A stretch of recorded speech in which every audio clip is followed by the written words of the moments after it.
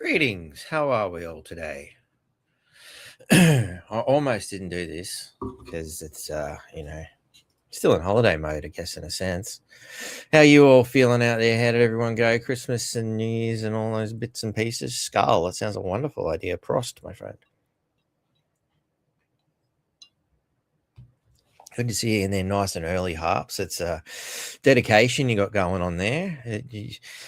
And Jake Soy straight away. I was just thinking, usually you see Jake Soy a little bit earlier too, but he's there now. That's all good. Bang on, at 20:01. So, right there from the start. Good to see the regulars and usuals. Happy 2026. Let's see if we can make it better than shit every other year. We hoped it was going to be better than last time. Is it just me, or is it just like this huge cascade failure? Like, 2026 will be the year. I'm pretty sure we all said that, in like 1980 or something. I suppose for some people it was. I wouldn't have been here if 1980 didn't start happen. But anyway, I digress. Is it just me, or is it just get shitter and shitter every year? I don't know. What are your thoughts? Let me know. Drop a comment. Has every year progressively been worse for you? Or is it a roller coaster ride? What do we got out there? How's everyone feeling about the current climate? I mean, I figure the only way to open the show right now was to start with Albo's got to go. Let's face it, that's it's the theme. It was the theme we ended off the year. Should be the theme we start this year off, because that motherfucker's still around. We're gonna get rid of that. Sips. I think if there's one thing that could possibly unite the entire country, it should be the removal of Anthony Albanese. And anybody who still supports him, well, we know they've got to go. It's pretty straightforward. If they support him, they've got to go too. Clearly not good people. It's he's an epic failure of last year. I'm astounded that he still got in the second time. I guess it just shows how bad the Liberal Party really were running their campaign. But let's see what happens, eh? Let's see what happens. So anyway, I'm just going through and closing a bunch of stuff because I've been a bit slack here and left shit open all over the place. It's a bit messy. But anyway, we'll get to that later. In the meantime, I do have something ready to start with. I thought it'd be a great way to start the year and start the show with a little bit of Albo memesy. Haven't seen him in a while. And look, it's really not hard to find Albo memesies at the moment. Everybody seems to be keen on making them, but particularly some people, I wonder who they could be, who seem to feel a little bit vilified. And I have been playing the victim card so well for so long, like they're the masters at it. I mean, wow, victim cards come in all shapes and forms, but we've got one hell of a victim card going for Anthony Albanese as we go through here. By 1990, no child will be living in poverty. By 2025, most Australian families will be living in poverty. Shouldn't laugh, because let's face it, both of them are complete liars. Sips to Fabian socialism. It's done so many good things. All it's really demonstrated is that you cannot trust anybody that's associated with such a political party. Can you trust politicians at all? I mean, in my experience, they haven't exactly worked out to be the most stand-up characters. You got to wonder, they must have to socialize with no one in order to keep them, or stay in their own little pen, because as soon as something gets out, wow, that's the end of your career. But for some, it's an interesting one. You look at what's happened with Troy Thompson, and you're like, well, he did fuck all, really, and they destroyed him. These people flat out lie every fucking day, and it's so painfully obvious that the most uneducated people on the planet can see it generally. I mean, obviously, there's some pretty diehard dumbasses out there, but that's a different kind of thing. When you're dedicated to your stupidity, that's a whole different thing. I'll never understand being such a diehard for a political party. I might get excited about one here and there and go, hey, this one might be it. This one might be it. Mostly vain hope, but can you imagine being a Labor supporter for 70 years? Could you imagine that? What kind of mental gymnastics you'd have to do to maintain that faith? I mean, I find that faith in anything, really. I mean, but that's just me. Faith No More is one of my favorite bands. Sips. I have trouble having faith in things because I haven't seen anything actually come through. I'm not even close to 70. Well, closer to 70 than I'd like to think. But anyway, you get that image. I don't need to explain. It's been there long enough. I went on a rant. Anthony Albanese to increase the number of migrants in Australia, according to One Nation. Now, if you had to, weigh it up, who's most likely to tell me complete bullshit and which one's likely to only tell me a bit of bullshit? Which one are you going to pick? Pauline Hanson or Anthony Albanese? Let me know. Drop a comment. I'd be surprised. What do you call it when someone hears the truth, sees the truth, but still believes the lies? And I guess that ties in with, imagine being a diehard Labor supporter for 70 years. Could you imagine that? The only thing, it's almost as good as me trying to imagine the old man, and there's no word of a lie, eating Vegemite and lettuce sandwiches 6 days a week for fucking 40 years. Now, that's dedication to your Vegemite and lettuce sandwiches. I don't know how the hell he did it. Personally, if I eat the same thing 2 days in a row, I'm starting to go nuts. 3 days, it's all over. World War III. Anyway, never in my lifetime would I have believed that the greatest threat to Australia would be our own so-called Prime Minister. Now, see, this is a problem. Like, if you never would have imagined that, then that's probably, or you never would have believed it. That's probably where we started going wrong, because that demonstrates people lost their vigilance. They became complacent. They actually thought these people gave a shit. And as we point out on this podcast regularly, these people have been deceiving us for decades, generations.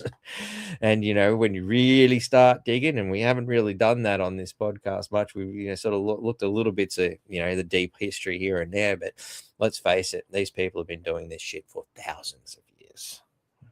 There's some very deep, evil people. Hey, we should know if you're not live on your own Facebook. Really? Mm-hmm. I'm not live on my own Facebook. Why is that? Something's wrong there. I must have accidentally not clicked it on. Should put my own Facebook in there. I thought I did.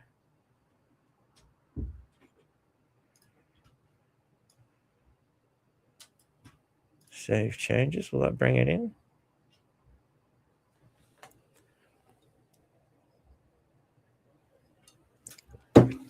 There we go. Apologies to people on North Queensland Freedom Network Facebook. I must have not clicked the right button when I was setting this up in a hurry. Anyway, you haven't missed much, just me having a bit of a rant.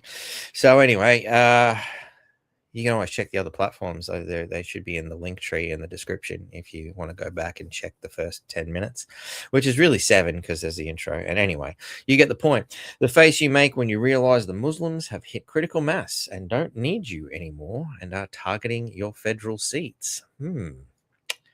That is a bit of an uncomfortable situation, I'd imagine. Imagine hey, we imported you guys to look after us and vote for us, but all of a sudden they've decided, yeah, cool, we've done that now. Thank you. Really appreciate it. No, this is nice of you to bring us all over, but we don't need you anymore. By the way, if you haven't converted, I'm gonna have to cut your head off, mate. Yeah, it's just the way we are. It's the old Scorpion story. I'm sure you've all heard it. If not, you can get Megadeth's song "The Scorpion." Wonderful. There's the story of the snake from Natural Born Killers, which is fundamentally the same thing as the old scorpion and the turtle. If you don't know it, go check it out. It's pretty straightforward, and I think we can figure it all out. I did have another picture here, and I was rambling in vain hope to find it, but it doesn't seem to be working in my favor. Actually, I think it's going to pop up next. There you go. And here's an example of that exact thing happening here. Windham's Wimber Ward. Satish Patel aims to foster cultural harmony and social change. Well, that part I'd agree with, the social change in election bid, and doesn't he look like a happy chappy? Like the contours of his face, you can see it in this on this bit here. He's like, it's like he's trying, but he just can't actually smile. says a lot about a bloke, especially when you've got grumpiness etched into your face. Anyway, but it says all the right things, but to me, you just got to look at that face. That face says, I'm not a happy camper, and I've never been a happy camper, and I intend on making sure everybody else is just as unhappy as I am. Welcome to politics. Anyway, if your bathtub was overflowing, you wouldn't immediately reach for the mop. You'd first turn off the tap. That's what we need to do with illegal immigration, or in fact excessive immigration could be added here. Obviously this one come from Britain. I seen and I thought, you know what, that just made me laugh, because it's just so well put, the basic common sense of this situation. Common sense that obviously no longer jingles in our pocket or rattles around inside Parliament House, if in fact it ever did. I'm gonna have to digest that one with a drink. Sips.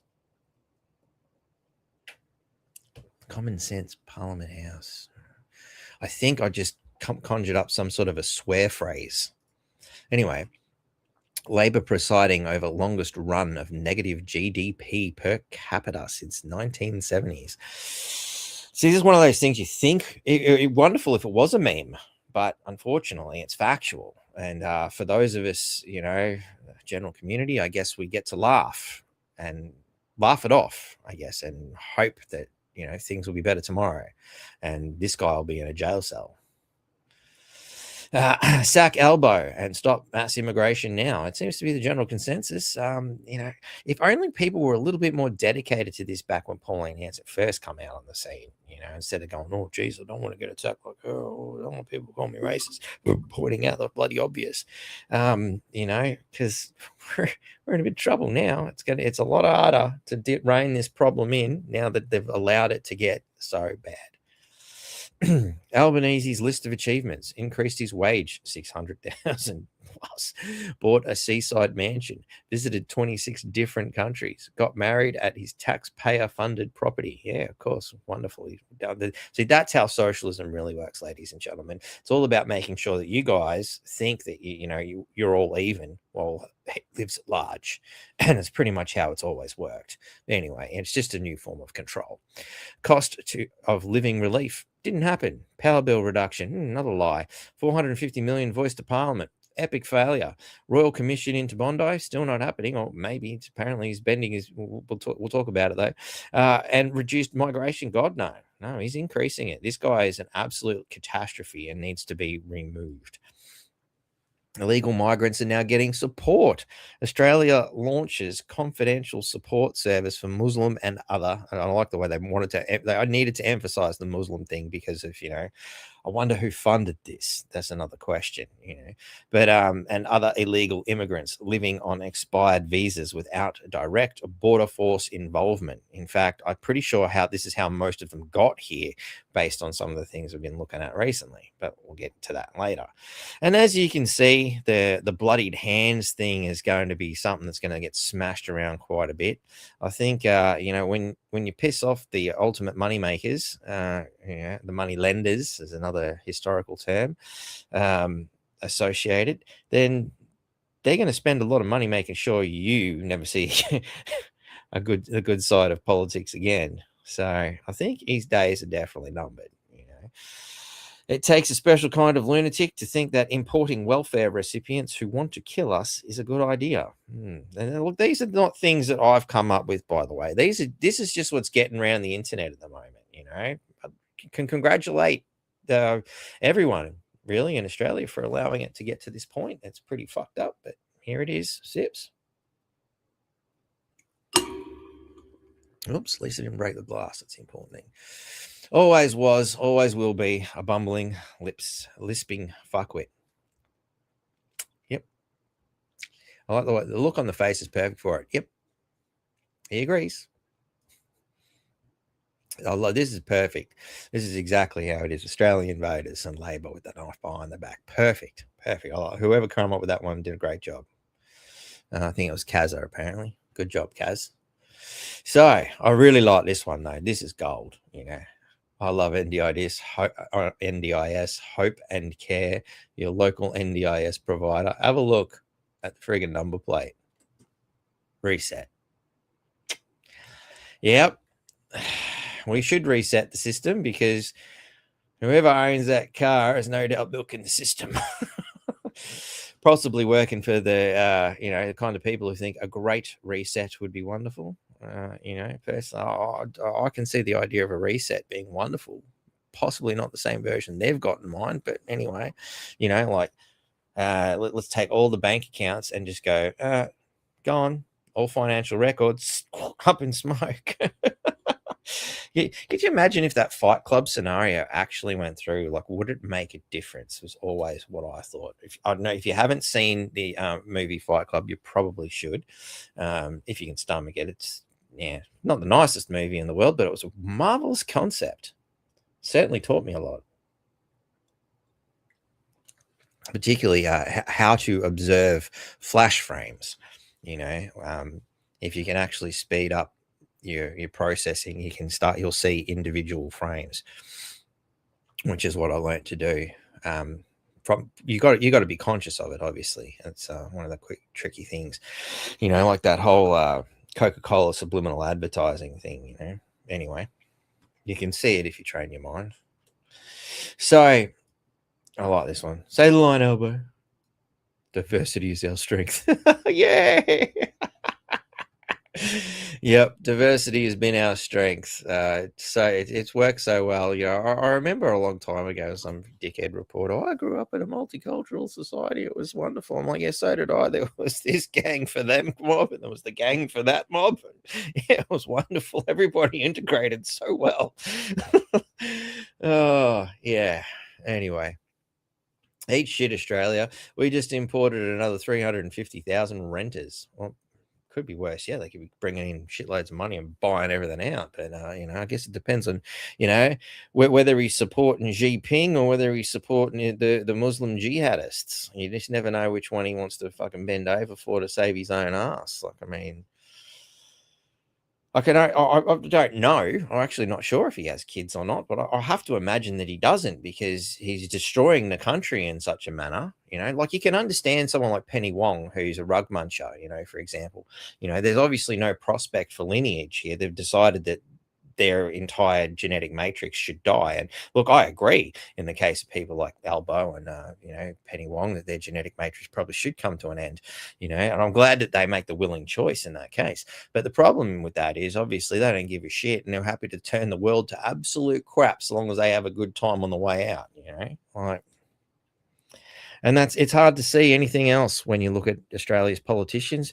I mean, I think just as poorly of the Liberal Party as I do the Labor Party. He's really easy to pick on. I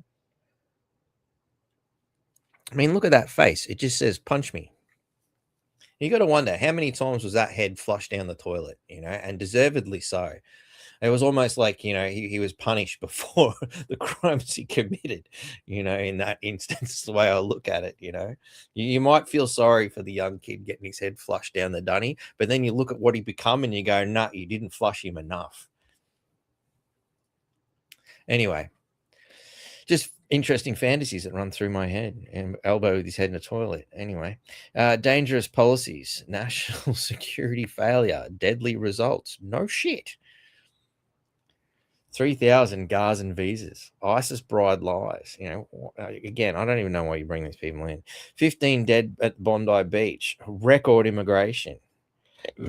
Removed ASIO and ASIS from cabinet. Dismantled counter-terrorism unit during probable 50% likely terror threat level.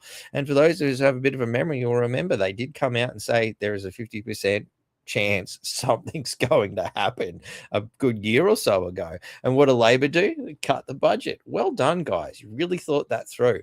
Australia is not safe under Albanese's Labor Party. No, it never was. And now, only now, do people realize what some of us have been trying to say the whole frigging time.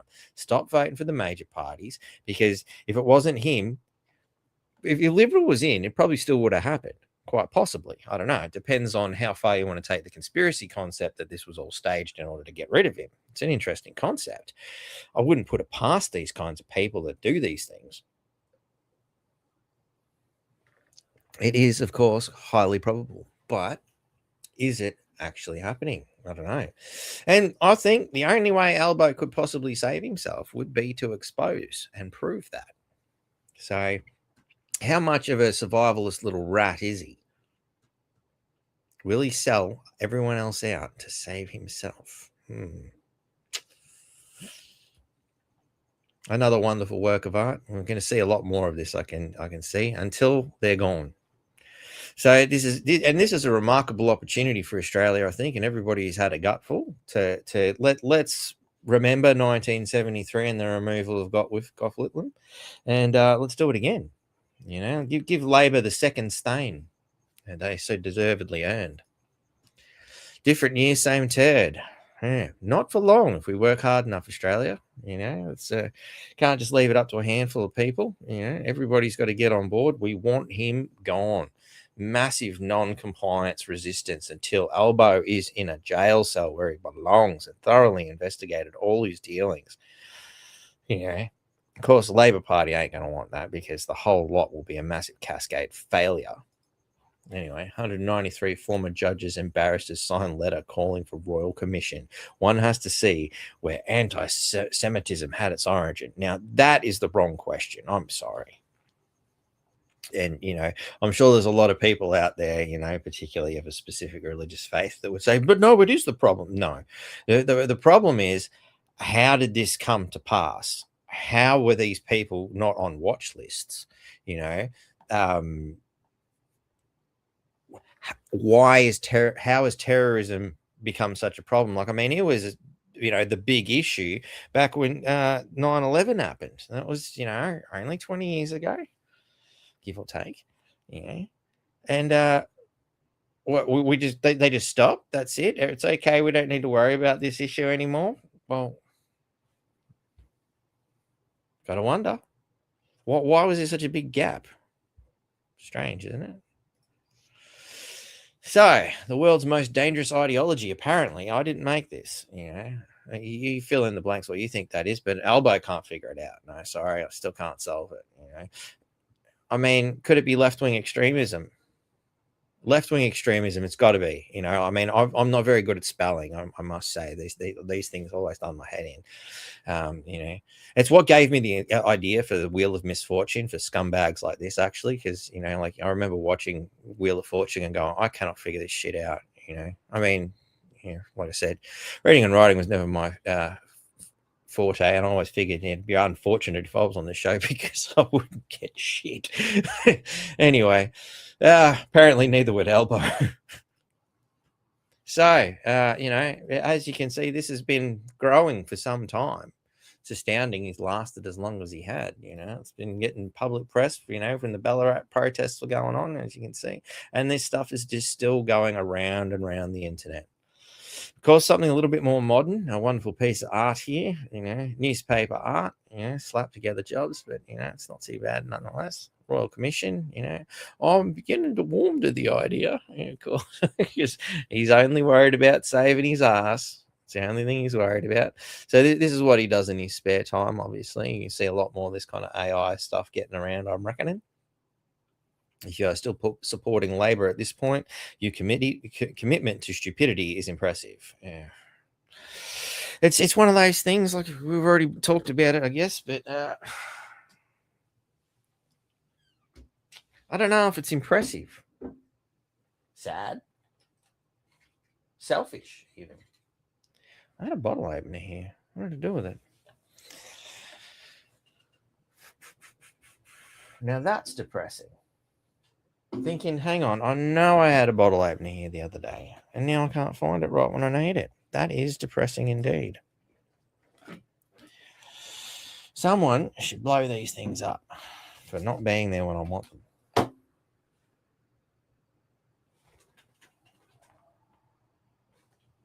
It was here. I swear. I'm not making this up. You know what it's waiting? It's waiting for me to say, hey, can somebody bring me a bottle opener, please? And as soon as they do, I'll be like, oh, there it is. Because that's usually what happens to me. Actually, it's usually the moment I concede defeat is when the universe says, haha, just tricking. Here it is. And it magically appears.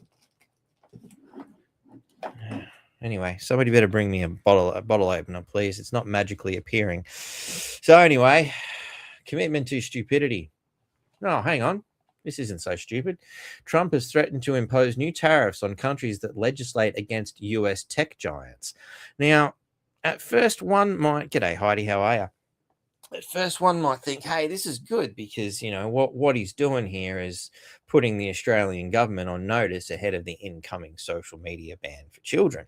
You know, Australia's been put on notice is the way they're trying to manipulate it, you know. And at the end of the day, from that point of view, it looks good. But it also cements the technocracy being controlled from America, which, if you're a big Donald Trump fan, is, hey, we got nothing to worry about. Trump's got our backs. We're all good. Everything's going to be great, you know. But even if that is so, let's assume that it is, you know, just for the sake of simplicity here. Let's assume Donald Trump is the Jesus figure that some people make him out to be, and he's going to save everything. What happens in 3 years? And we get another fucking Joe Biden, and that kind of fucking power is put in their hands. We've seen how bad things got during the COVID 1984 when tech giants became information dictators and started taking away people's profiles and shit. We've seen what technocracy looks like. Is this really a good thing? Don't know. The older I get, the less I try to tiptoe around people's feelings. You either like me or you don't. Pretty straightforward. I thought it was a good way to end the fundamental creation here, which is, I don't know what, but yeah, there you go. That's section 1 complete, and in half an hour. I still haven't got my bottle opener. What's going on, guys? Thought I had a wonderful family out there helping me out in times of need. I swear it was fucking here. This is not good. Do I have a beer in there that doesn't? No, they've all got bloody pop tops on them. Somebody, please help. I need a bottle opener. Here's somebody in the kitchen by the sound of it, and I hope that's a bottle opener coming soon. Anyway, here it is. It was questionable if we should throw your thong at you. Open it with me thong. I haven't got that pair of thongs. You guys made me throw them out, remember? I used to have a set of really badass fucking thongs. They were real schmick. You know, they even had bottle openers in the bottom of the thong, eh? Absolute brilliant, you know. It saved me a couple of times. Like there was this one time, you know, I got a 6-pack, went down to the beach with a mate. You know, I'm going to sit down and have a couple of beers. And I got there, I'm like, oh, shit. They're bloody pop tops. And old mate's like, oh, fuck. Well, the house is just down the road. We can run down and go get a bottle opener. I'm like, hang on, no, wait. The thong. Whip me thong off, open me beer. He's going, what? He was astounded, amazed. The brilliance of the thong with a bottle opener in it. Only in Australia can we be that creative. And that kind of creativity needs to be encouraged, I think. Sips. Because had I been wearing that pair of thongs, could have saved, I don't know, 5 minutes of shit talking. But anyway. G'day, Adrian. Just in time to watch me talk about thongs and bottle openers. Sips, mate. Actually, we're half an hour in, and I see people are just starting to roll in. So, you know, for those of you who have just sort of rolled in and g'day, how you going sort of thing, I just want to pitch the idea. Is it worth sort of getting like a 20-minute to even like at this point, half an hour sort of holding graphic thing running so that you get the notification and I mean, it'll annoy some people who sit there and wait. You know, like the way some of the other podcasters might have a big long thing run for half an hour or whatever, you know, just to make sure that there's something happening so people can come in and get in on time, you know. Is that something people think would be a good idea, or am I just trying to create more work for myself unnecessarily? So I guess we should probably move in to the next setting here. which I guess spins off why does everybody hate Albo so much? Well, the list is quite extensive. We can only work on why they hate him in the last few weeks, because if we've got worked on all the faults with Anthony Albanese, truth, I could be here till 2027. Zips. And that statement just has so much more impact on the 9th of January, don't you think? Anyway, where do we go? Where do we start? So, yeah, that's probably not a bad place. Let's start with, there it is, dodgy degrees. So, I noticed One Nation are usually up to their usual bits and pieces and getting on board while ready to kick a man while the man's down, using the game of politics. I do sip and a lot more lol. Nice. Did you want to, like, did anybody hear the question I asked? Can you start comments if people are actually answering the question, ladies and gentlemen out there? Where the hell am I today? Sorry, guys. My sleep has been all over the place lately. I stopped taking some of them hardcore painkillers, and that cleared me out good and proper. I tell you what, 3 days of defecation. It was astounding. Baby wipes, what can I say? Miracle work when the bottom holes are flame. Actually, I gave my old man that advice. He had a case of the trots, as he would call it, back a couple of months ago. And the old lady was telling me how he sitting sideways, ready to get him a hemorrhoid cushion. He was having a hard time. I said, why don't you get him some baby wipes? And the next day, your old man really thanked you for that suggestion. I'll tell you what, it sounds stupid and you might feel, I'm a big boy now, I don't need baby wipes. Trust me, in those times you do. And yes, you can get flushable ones if all eco-friendly and whatnot, or if you work for the sewage department, wish people would stop flushing that shit. Actually, that's what they're supposed to flush, but not those things. Anyway, where the hell am I? What am I doing? Oh, brain function. Sorry, sleeping. Not good. So, all right, here, we'll start with Jared, and then I'll bring in One Nation. Jared Rennick, People First Party. The news is currently reporting that Anthony... Sorry, let's get that. It didn't kick in for a while. Hi guys, Jared Rennick, People First Party. The news is currently reporting that Anthony Albanese is talking about recalling Parliament early, basically to introduce more hate crime laws around speech. We went through this process last year and unfortunately did nothing to stop the shootings at Bondi. The other thing is there's also talk about him backflipping on a Royal Commission. We do not need a Royal Commission into what happened at Bondi.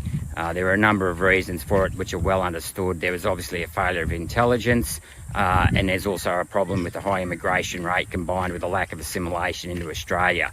Furthermore, if there is going to be an inquiry, there should be an actual Senate inquiry rather than a Royal Commission.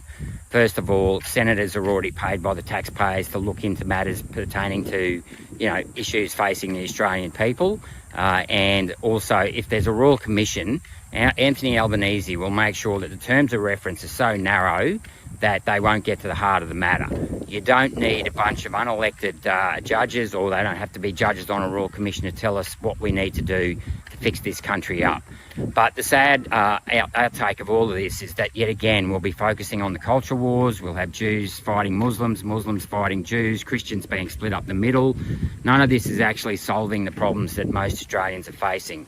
And that's why People First is going to stay on those economic issues that matter, making housing more affordable, superannuation paid for the people, childcare paid to the parents, to empower people, families and their children. Anyway, I'll talk soon. So, damn it. Why? I took you away. Why? This thing. There we go. Doing some weird shit. Sorry. So, look, I see where he's coming from. Do we really need a Royal Commission for something that's so fucking painfully obvious? Insane amounts of immigration. You're not vetting people properly. You've allowed you know, people with an extreme version of Islam, to put it nicely, to manifest into a realm where you can't go to certain places now. That is not Australia. That is not multiculturalism. That is not working together, you know, in the spirit of what's apparently diversity. You know, that is building a new sub-society, just the same as the shithole you come from. Why? You know, if things were so good there, why are you here? If that's what you want to do, you know, it makes no sense unless you've got a different plan. Anyway, so, you know, and why is this shit happening? Seriously, we know it's about the votes, isn't it? So anyway, I got to click this open, and I got to find, you know, One Nation's thoughts on these things. Thank you, President. My question is to Minister Watt, representing the Minister for Immigration. In July, the Australian Skills Quality Authority issued notices cancelling the qualifications of more than 4,200 foreign students, largely studying aged care and early childhood, after education provider SPES Education Proprietary Limited was deregistered for running a cash for diplomas operation scheme. In 2024, 23,000 foreign students were caught purchasing their qualification, which is a breach of Condition 8202, applying to all Class 500 student visa holders. In short, Minister Watt, these foreign students are in breach of their visa. Minister, will you cancel the visas of these 23,000 students and any others who cheated when purchasing their qualification? Thank you, Senator Roberts. Minister Watt. Thank you, President, and thank you, Senator Roberts. While I understand that you prefer to ask these types of questions through the frame of migration, actually the matters that you're asking about probably more fit within the responsibilities of the Minister for Skills and Training, Minister Giles, but I do represent him here, and so I can still answer that question. We're very... It's all right. I still represent that, so you know, I just had to point out that, you know, wrong department but same person. Like, it's ridiculous, you know. It's literally walking up to the one bloke who's got 3 jobs and 3 fucking filing trays, and then getting told off because you put that in the wrong filing tray. Like, that's basically what he did, you know. Proud of the fact that we've reformed the compliance measures around international education to weed out the shonks who've been running international education operations and proliferated under the former coalition government. Hang on, it's the other government apparently. Like, it's not you, mob? You sure? Like, you guys breed left-heartedry like it's going out of fashion. You're throwing super grow on that stuff. The international training system that was left behind by the Morrison government was not just a joke, it was crooked. And we had shonks and crooks, unfortunately, running these sorts of operations, exploiting international students who were here, taking money off them and providing them with dodgy qualifications that weren't fit for the kind of work that they then went on to do. And I'm sure the people buying dodgy qualifications had no idea. You know, it's like those Indian cab drivers that sleep in the fucking boot while, you know, his brother's using his details to continue the run. Like, you know, they didn't know that was wrong. Yeah, okay. So we are proud of those reforms. And as you say, Senator Roberts, it has resulted in thousands of qualifications being cancelled, as they should have been, because in some cases people were being awarded qualifications without doing any training or any study whatsoever. It was basically... Now, he's done it there. I'm just going to go back and see if qualifications without doing any training or any study whatsoever. It was basically pay for the camera. And hang on, I'll catch him. There. He's done it a couple of times, and he'll continue to do this. He's not just talking to the senator, he's talking to the world, or at least those who have the time to listen. You know, it's interesting because it demonstrates a level of, you know, showmanship. He's not just talking to them, he's talking to the audience as well. It's breaking the third wall for those who are in the film, excuse me, know-how as well, you know, and it's something you should do carefully. He's not doing it very well. He needs new acting lessons. We know that politicians take acting lessons. he needs to go back for review. It was basically pay for a qualification and you got it. That's not how the system should work. It's how the system worked under the former coalition government, but it's not how the system works under this Labor government. So we make no apology for taking back the qualifications of people, students, so-called students, who have obtained qualifications through those means, and we make absolutely no apology for going after the shonks who were running those kind of organisations. They have no place in our system. They actually tarnish Australia's reputation as a provider of. Let's get past, because that's just rambling bullshit, and it's pretty much all it First is. supplementary. Thank you, Minister. Under both Australian and Queensland law, a person who obtains a job using a faked qualification has committed 2 offences, using deception and forgery to obtain a financial advantage. Both carry a penalty of 7 years in jail. This is not just a foreign student breaching their student visa conditions. This is serious criminal behaviour. Actually, T2, on the note of the wheel of misfortune, I think you've just given me a wonderful idea. One of the wheel of misfortune little categories could be must mop floor with own head, because I'd just love to watch Penny Wong use that mop appropriately for the first time. Maybe she can mop the floors of some primary schools and things. If I don't know, would you trust her around young kids? Maybe jail cells would probably be better. She can mop the floors of jail cells with her head. Might encourage them to be a little bit neater and cleaner in the cells too. If they've got to mop the floor with their own head. Anyway, thank you for that. Minister, have you brought in so many foreign students and so many new arrivals that you have lost the ability to police clear-cut federal law? Minister Wong. President, I'd ask for you to consider whether that question is in order, given. So we're going to whine here and just go, and pussyfoot around. Like, it's painful. Like, you can watch it if you want and go and check it out on One Nation website. But she basically just whinges and complains that he referred to immigrants in the wrong way. Question goes to the quality. Oh, actually, it was something about crime or something. I don't know. It was a bullshit whine. At the end of the day, let him go. Immigrants that are being allowed into this country, turning out to be criminals. Senator Roberts, you also referred to the qualifications or the penalties in the Queensland. Yeah, they have a whine about a few things.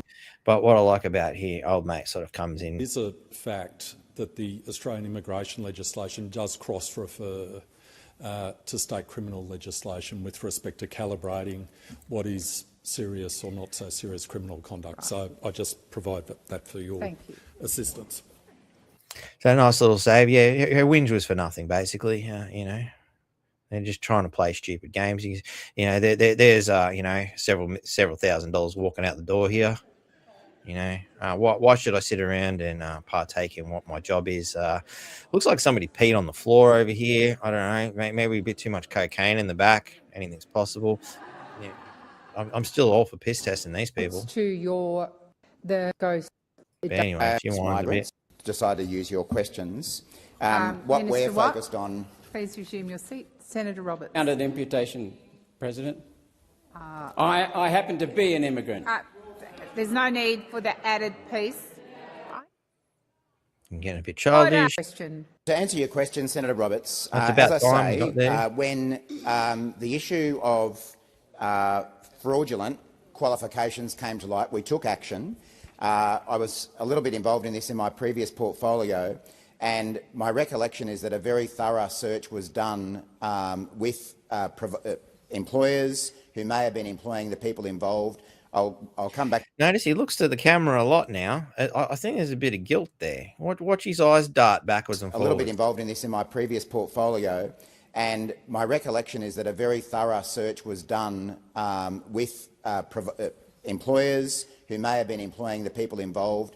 I'll come back to you if this is wrong, but my recollection is that there was. It's almost he's looking to Big Brother for approval. Camera, please tell me, am I doing it right? Camera, help me out. Camera. Not very much evidence, if at all, that people were being employed using those qualifications. Yes. As I say, if that's wrong, I'll come back to you. But we do take this matter seriously and we'll keep acting against it. Senator Roberts, second supplementary. Thank you. Foreign students can now bring family members with them, a prize for which many are clearly prepared to break the law.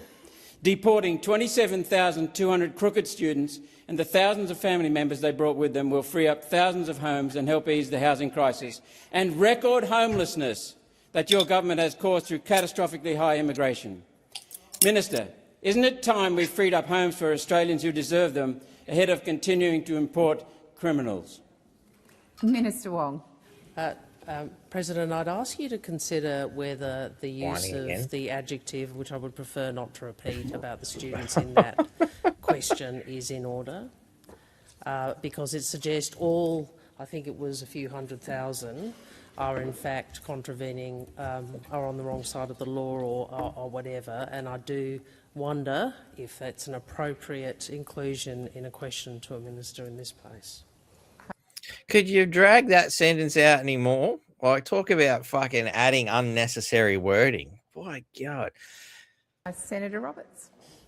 Senator Watt has already... Again, it's like we don't want to actually deal with the question. Can we just get the question thrown away, you know, and teach him to talk proper school talk? Already admitted that shonks are being weeded out. We want to get rid of them out of the country. Senator Roberts, the minister was referring to providers of education. Minister Wong. Well, on the point of order, that the fact that some people may have breached the law does not make an entire cohort in breach of the law, which yes, is that is the implication of with the clear. Yeah, we get it. You splitting hairs. At the end of the day, you can see they ramble on. Hang on, does dickhead actually answer the question? One of them is that. And you got to wonder, I mean, there's a lot of talk in the comments here about somebody, you know, doing untoward things under a desk here. But I don't know, how did he hurt his wrist? There's another important question. Those students who obtained fraudulent qualifications were working in... Hey, Kerry might be onto something there. I just thought I'd point that out. The occupation that qualification was for. And as I say, I'm checking my records as to that situation, but I don't think you should necessarily make that assumption. It's one thing for someone to obtain a fraudulent qualification, and that is wrong. And as I say, we've taken action about that against... I don't think I can listen to this guy talk shit. You know, at the end of the day, the university system, the system itself has allowed the ability for a criminal organization to manifest selling dodgy qualifications. You know, I mean, there's that many foreign students coming over here getting qualifications that somebody was able to set up a lucrative business selling dodgy ones. That is a problem in itself, don't you think? I mean, again, we're looking at the problem here. You know, the problem is people just want to get qualified. Some of them may not actually be able to do it, and they've spent a shitload of money, come all the way to Australia, failed, and maybe the Australian government universities are thinking, maybe if we just fail this guy, he'll pay again. He can afford it. His family's rich. That's why we got him over here in the first place. That's why we set off, you know, the Australian citizens. And why should they get a university education? These guys overseas, they'll pay a lot more, you know. So, you know, remember the scene in Police Academy? Which one? Sorry, I'm not watching your conversation, but I got drawn into it. Anyway. I'm rambling again, but look, you know, let's face it, there's dodgy shit going on because there's so many immigrants, you know, but the dodginess gets worse. You know, there's a lot of really dodgy shit happening when it comes to immigration. And while we're talking about that, this particular video I just looked over and just seems to go with the flow. And let's have a look at what insane, particularly illegal immigration has done in America. Administration also lost nearly 300,000 children. Think of that. They lost more than 300,000 children, little children. Exactly. How do you lose children? I mean, I have to admit, I did have a panic station at one point with, I think it was Tyler. And, you know, the hardest part was trying to get him to stop running around this way while I was coming around this way. And then I'm like, stop, you're going the wrong way. So he'd go the wrong way and I come back around and it, like, that was probably the hardest point of losing Tyler. Actually, there was this other time where I was at the computer and he's like, hey, do you want to play hide and seek? And I'm like, yeah, no worries, mate. Just give me a second. What I didn't realize, actually, I won't get to that point. I'm like, oh, I just did my thing. And I'm like, all right, where did he go? I think my thing took a little bit longer than I expected and I couldn't find him.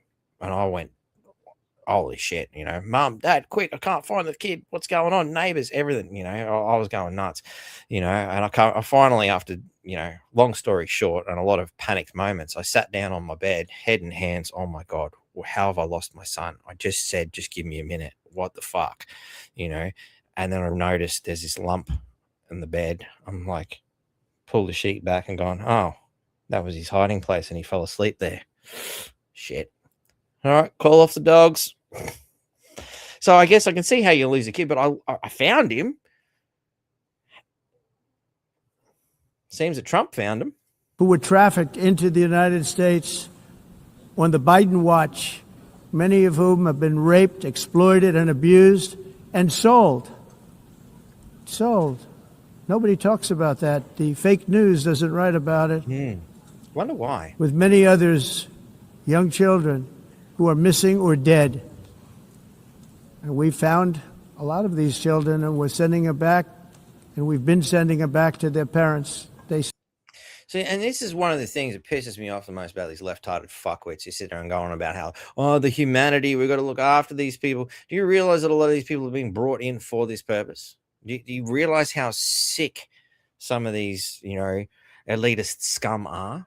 Because they're the ones who are buying these kids and doing shit to them. You know, you got to have money for that kind of a service, I'd imagine. I don't know. It's not the kind of thing I've dabbled or dealt in. I just, you know, use my imagination, and I figure you got to be a certain kind of scumbag, you know, probably the kind of scumbag who has such a set of morals that you can make billions and billions of dollars really quickly and easily by doing unscrupulous things, perhaps. Said, nobody knows who they are. They said, where do you come from? And they'll give us a country, and we'll find out, and we'll figure it out, and we'll bring them back to their homes. And the mother and father rush to the door, and their tears in their eyes. They can't believe that they're seeing their son or daughter, their little son or daughter again. We've done almost 30,000 of them so far. Any system that results in the mass trafficking of children is inherently evil. Yet that is exactly what the globalist migration agenda has done, and it's what it's all about. In America, those days, as you know, are over. The Trump administration is working, and we are continuing to work to track down the villains that are causing this problem, and also, as I said, to get back the 30,000 we've already returned. Now I think we're going to have another. We're going to find a lot. You're not going to find all of them. 300, more than 300,000. They're lost or they're dead. They're lost or they're dead because of the animals that did this. Exactly. You know, it's not just the people who take the kids, you know, the fact that people are buying them.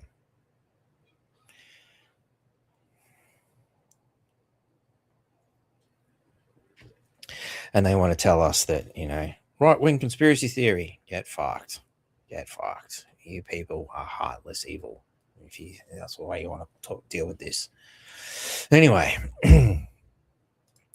obviously a lot of issues with insane, unchecked migration, a shitload of it, as we've seen. A lot of things I've kind of saved here in a random way, but you know what? I think let's bring it back to Australia here. This little article, which I grabbed a screenshot of, I'll just bring in, is a good one. Because this is something I've said to the lamestream journalists back when I was working for them a long time ago, when, you know, a lot of these, you know, issues were trying to be shot down quickly before, you know, it manifested into what it has now. And one of the things I said, well, do you honestly think, you know, we're here in a military town here in Townsville. Why doesn't anybody go to the military and ask, do you think insane migration numbers and bringing in people from countries that you just blew up last week is a tactful and wise move? You know, because I'm pretty confident that the military, you know, anybody with any sense of defensive strategy would think, you know what, we blew them up last week. Bringing them in as refugees this week is probably not the smartest thing to do. They might be a little bit pissed off that we put a bomb in their home. They might actually have lost a family member even, you know, while we were freeing them, you know. So anyway, it turns out, finally, fate provided. So let's start with the important detail. Quentin Mason is or Masson, I believe that's how it's pronounced, is Managing Director of Wandering Warriors and Chairman of the Queensland Veterans Council. You know, he might have a bit of experience, you know. Obviously, we didn't fight foreign extremism to fail at home. Seems a lowly old camera operator made a really valid point to some left-wing fuckwit, you know, reporters, and he got shot down. You know, there was the military wouldn't comment. What, you couldn't find somebody who's not currently serving to maybe comment?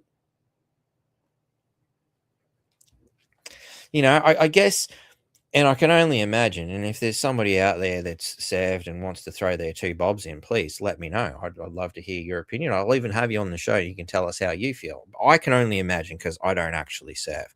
And much in the same way, you know, I think about the concept of a good copper. You know, if all the good hasn't been knocked out of them in their weeks of training, you know, what kind of job satisfaction are you getting?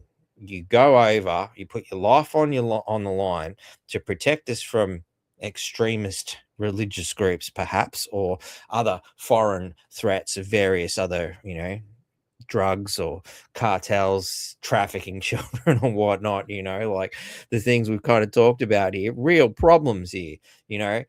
You go over there, put your life on the line to defend the world from that shit, only to watch your government bring it in so that they can get votes. What kind of job satisfaction? The same as, you know, the copper who went in there to go catch bad guys has to watch the bad guys go free. And the only way to get any sort of job satisfaction, he has to fine his neighbor and know that that's going to be too hard for him to fight while criminals walk free. The only win I can get is by fining my neighbor. But I can't help my neighbor who got robbed. That's the world our politicians have made for it. Isn't it made for us? Isn't it wonderful? Anyway, let's see what someone else thinks. It's not about me. Or is it? I don't know. Sips, that'll sort it out. Wash that thought away. Wash that thought away. For more than 2 decades, brave Australian armed forces have been deployed offshore to confront violent Islamist extremism. It's his words, not mine, including jihadist movements, based on the clear strategic logic that confronting these threats early would prevent them from reaching our streets and our communities. Apparently, it seems logic. He says it's strategic logic. Now, I'm not in the military, but it does seem like a reasonable strategy. We fought, advised, trained, and lost friends on the explicit understanding that early warning, intelligence coordination, and institutional courage mattered, because failure would one day cost lives at home. That failure has now occurred. And who couldn't see it coming? Guess you'd really be one of them diehard, dedicated to stupidity leftards, really, to have not seen this coming. But anyway, the question for Australia is no longer whether extremism or anti-Semitism exists, but whether our institutions and our leaders are prepared to confront their own shortcomings with the seriousness demanded of those sent to counter it. So again, this is another question I put to the, you know, intelligence gathering military community. You guys are supposed to defend us from threats, foreign and domestic, right? Albo's got to go. You realize this, right? These governments, these elitist scums are more of a threat to us than any of these invading forces, in my opinion, because all other forces are now an open threat to us because of them. So, you know, they're screwing us on many counts. Our threat here, our government, is the biggest threat, in my opinion. Anyway, the Royal Commission into Defence and Veteran Suicide exposed what happened when institutions avoided uncomfortable truths. It found that fragmented responsibility, check, defensive cultures. Yeah, they definitely have defensive cultures, because Albo don't want to look into shit, does he? And constrained accountability. Of course, it's not me. It was the Liberal Party. They screwed us before we got in. You know, because, like I said at the beginning of this, terrorism hasn't been around since 9/11, or terrorism wasn't around before that, because, truth, I watched a lot of 90s movies. They told us terrorism was coming in the movies before it turned up. Geez, they must have been Nostradamus-like movies, eh? Yeah. Fascinating. There's an idea to crunch on. Anyway, critically, it showed that limited and internal reviews repeatedly failed where fully empowered royal commissions were required. Those findings are not confined to defence. They are a national warning that cannot be ignored. Having spent much of my life alongside Australian personnel and coalition partners deployed against extremist threats, including command of an SAS Sabre squadron. So this guy was part of the SAS. You think he might have a bit of an idea as a major, no doubt. I believe those lessons now apply directly to Australia's response to recent acts of terrorism and hate-motivated violence at home. Veterans understood something often lost in policy debate. Accountability is not about blame, it's about prevention. And this is the problem, when it comes to politics. It's like somebody's got to be blamed, and anything that you've done that's somewhat not right, will be attacked and attacked and attacked and drawn out every time they haven't got a real argument. So obviously they don't want to admit they're wrong, and I get that, and unfortunately our society has gone off track in the sense that, look, it's okay to make a mistake so long as you learn from it, so long as the mistake wasn't ridiculously stupid, but so long as you learn, that's the important thing ultimately. But we're not encouraging that. It's a case of, well, we can't be made a mistake of it all because the mainstream media fucking hounds will be on you, and they are vultures. They're very nasty people. They don't care who they hurt to get their story and to get their name in the lights. It's a horrible fucking industry. Trust me, I've worked there. Anyway, in military operations, when systems fail, investigations are exhaustive, independent, and unafraid, because anything less risks repetition and more lives lost. Now, that is a very important detail that should be applied to Australian politics. Had it been applied to Australian politics decades ago, perhaps things wouldn't be the shithole that we're in right now. Wouldn't be gasping for air over a sea of sewerage. I'm going to wash that idea out of my mouth. That tastes much better. Anyway, under Australian law, a Royal Commission can be established immediately, can operate in parallel with criminal and operational processes, and can be directed to deliver interim findings on urgent risks and systemic failure. Wow. Shit, shut down Parliament, start again, talk about systemic failure. Anyway, this is not a partisan argument. This is ultimately a test not only of institutions, but also of national leadership, which we don't have. We got a guy who thinks he's running the country, but he's really a puppet, and he's not a very good one at that. Reviews are not inherently faster. They are narrower. Speed achieved by limited scope, evidence, and coercive powers is not efficiency. It is omission. Exactly. If you're not looking at it, you're not going to find it. So anyway, this is quite an extensive one. Anybody wants to keep going, by all means, let me know. I can send it to you. But fundamentally, for the sake of the victims, for the integrity of our institutions, for the future of Australia, and to avoid repeating failures already laid bare by the Royal Commission into Defence and Veteran Suicide, I call on the Prime Minister to establish a federal Royal Commission. I also invite other veterans, charities, ex-service organisations, community organisations, and first responder organisations to add their voices. We do not fight this threat overseas so Australia could manage failure at home. Now, this is obvious to me, and clearly something that people have been biting their tongues about for far too long. This is the time to start surging, I think, ladies and gentlemen. Everybody should be focused on this one. This could be the way to start going, right, we need to start investigating. And you probably find there will be a lot of things linked to these kinds of things too that will come out as well, which is another reason they don't want you looking at it. Everything's tied in like a big web of corruption, I would imagine, because it's how they generally operate. We have an angle, ladies and gentlemen, to Blakes and Sheila's Sips, to really put pressure on getting a true understanding of government. It's not this quick, let's go to Liberal, because they're not going to look at it either. We know this, it's systemic failure all over. Like I said, if it was Liberal running the show, I reckon it still would have happened. But that's assuming we believe the narrative. Anyway, what's that? I'm going to deal with that one. So anyway, I'm going to do that one. Yeah, we'll go that way. So let's see.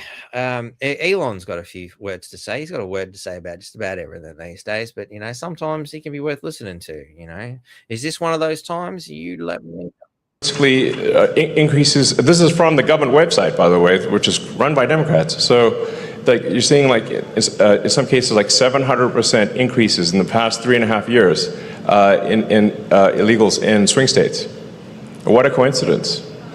And when you're talking about elections that are won or lost by 10 or 20,000 votes, and then you bring in 200,000 people, and then you put them on the fast track to citizenship. This is without considering any cheating. This is legalized. That if that happens. And I think that's the most disturbing thing. This is legalized. It's okay for them to do this. That this is not a democracy when they're literally importing people that will vote for them because the people in the country won't vote for them. That is criminal. That is not doing your job as an elected representative. We need to find people that will let us do whatever the fuck we want. So that we got to get rid of all these, naysayers who keep saying, "Oh, socialism sucks. I don't like having to give you all my money." Who would? Walk into Parliament and ask all those politicians, hand over. You give me all your money, because you keep asking me to do that. So what's good for me must be good for you. Happens over the next 4 years, there will be no swing states. They're importing voters. That is I think that's obvious to anyone who looks, and we will have a situation like we have in California, where it's a one-party state. California is a super majority Dem state, and so it's one-party rule. And if you have one-party rule, that's not a democracy. No shit. Yeah, and when you look at Liberal and Labor, there you have that uni-party scenario. Don't really have much of a choice. We just keep bouncing between the two failed concepts over and over again. I mean, I could see that at the age of 16. What the fuck is wrong with the rest of this country? Like I said, been asking that all my life. One day the Bible answered, in seeing they do not see, in hearing they do not hear, nor do they understand. And that was the answer.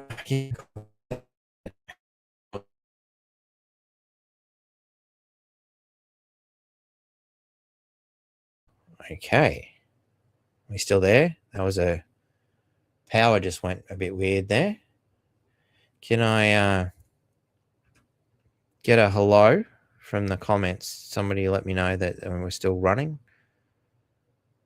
I'm assuming we're still running. There was a bit of a flick there and everything went off, but interesting. Takeover from within since 1936. Cool. Fresh comment. Everything's running. Good. We're still good. Nice. So anyway, I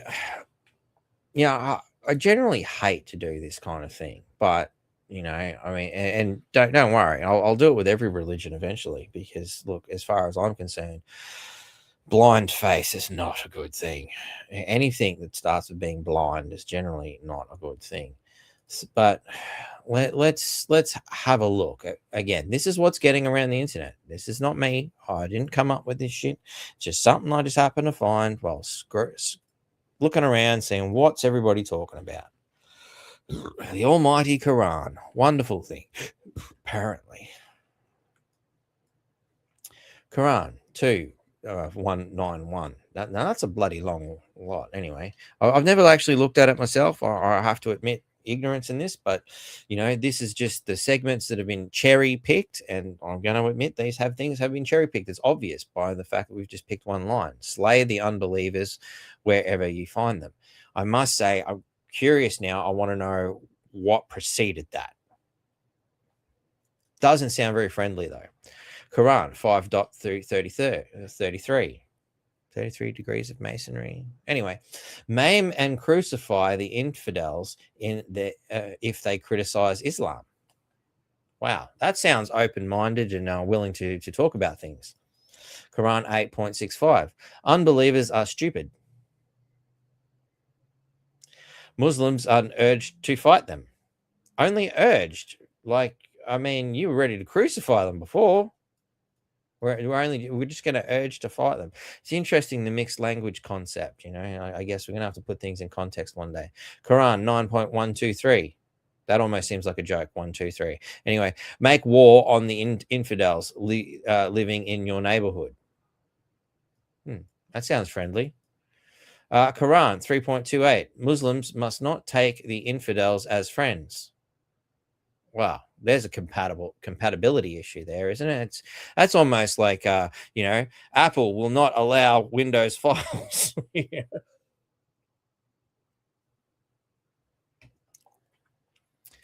Quran 8.12. Terrorize and behead those who believe in scriptures other than the Quran. Does that mean there's no other book? Is fictional okay? I'd like to get some clarification on that. If anybody understands the religion of peace and love, as Wayne's pointed out here, does that mean all other books are gone and we have to do a full-blown Nazi book burning here? That's it. All other forms of information, all other scripture, because scriptures, I don't know. I mean, to me, just means written words, But I don't know. Perhaps they have a different definition. I'm not sure. When the opportunity arises, kill the infidels wherever you find them.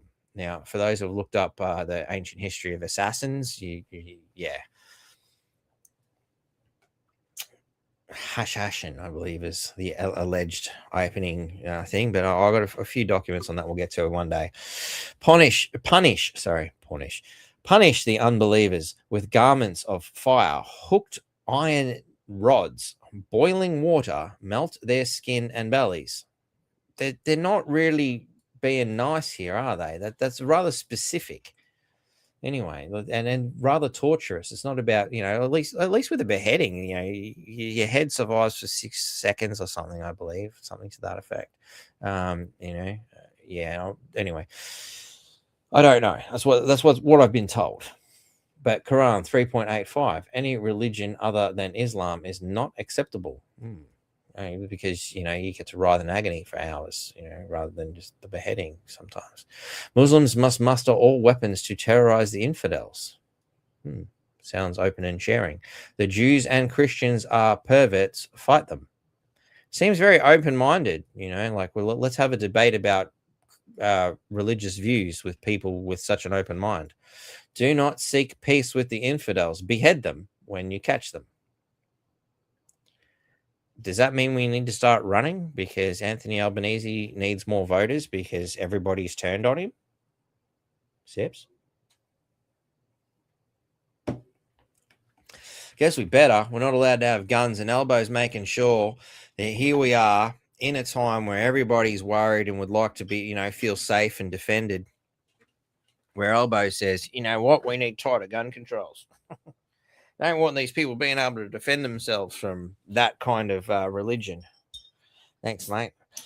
And I guess this is one of those things where you've really got to start to ask the question as a nation, what exactly does constitute a religion?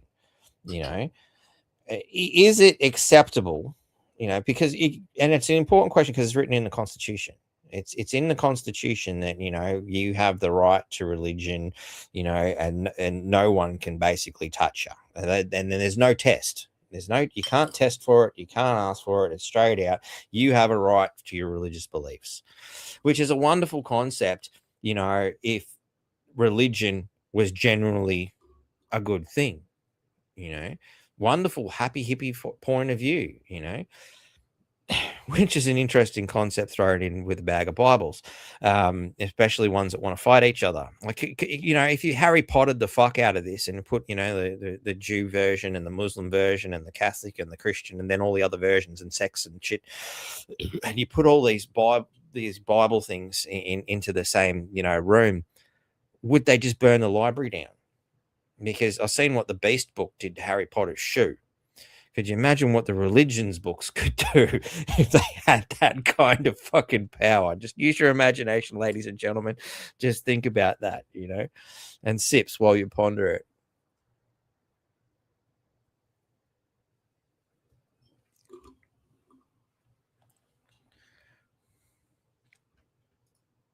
So,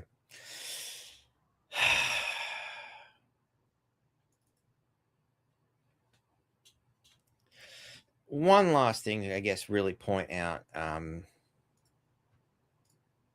of the things, of course, these guys have the right to say whatever the fuck they want. But, if we say this, we don't have parliamentary protection. So what we have is the right to political communication. So, I can't get in trouble for pointing out that I'm worried about this from a political point of view. That's the trick I've figured out recently, ladies and gentlemen. So you know that too. So long as you're putting it from a political point of view, our politicians have failed us because they've allowed this Muslim threat in, is apparently okay. But I fucking blah, rah, rah, and you want to throw a whole bunch of obscenities, then you're in trouble. So you've got to be smart about your political communication. Okay? Just think about that. And you put that thought before everything you do regarding this issue, and you could be as lucky as me and not get touched. So anyway, the Labor government keeps telling you migration is coming down. The data tells a different story. I don't recall the Labor government ever telling us migration is coming down myself. I'm not saying that that's untrue, but I don't recall ever having heard that. To me, it seems like they're like, bring more in, we want them all. I don't see them ever not saying, hey, we love migrants, we want more. But that's just me. Right now, there are about 2.9 million people here on temporary visas and another 1.8 on permanent non-citizen visas. A total of roughly 4.7 million non-citizens in a country that has, what were we looking at, about 28 million? We're getting close to 30 million at the moment, which is insane considering when I was born, there was about, I think, 14 million people in this country. So they've literally doubled the amount of people through importation, not through breeding, because breeding numbers are down, imports are up, which is even more disturbing again. They've imported half, probably quite comfortably imported half the increase at least. So, they put us in a quarter of mass migration in my lifetime alone. Just roughly, throwing figures and ideas around, It's certainly not an accurate assessment, but, I'm just being fair and carving it up quickly. So, because it used to be 2.37. Remember, they had these shitty old fucking car ads about 2 points, and I'm the 0.3, and he was the kid stuck in the middle. Well, I think it's lower than that now. So, we're not at replacement level, and that's justifying their immigration. And why has that happened? Because they've run the country so bad, people can't afford kids.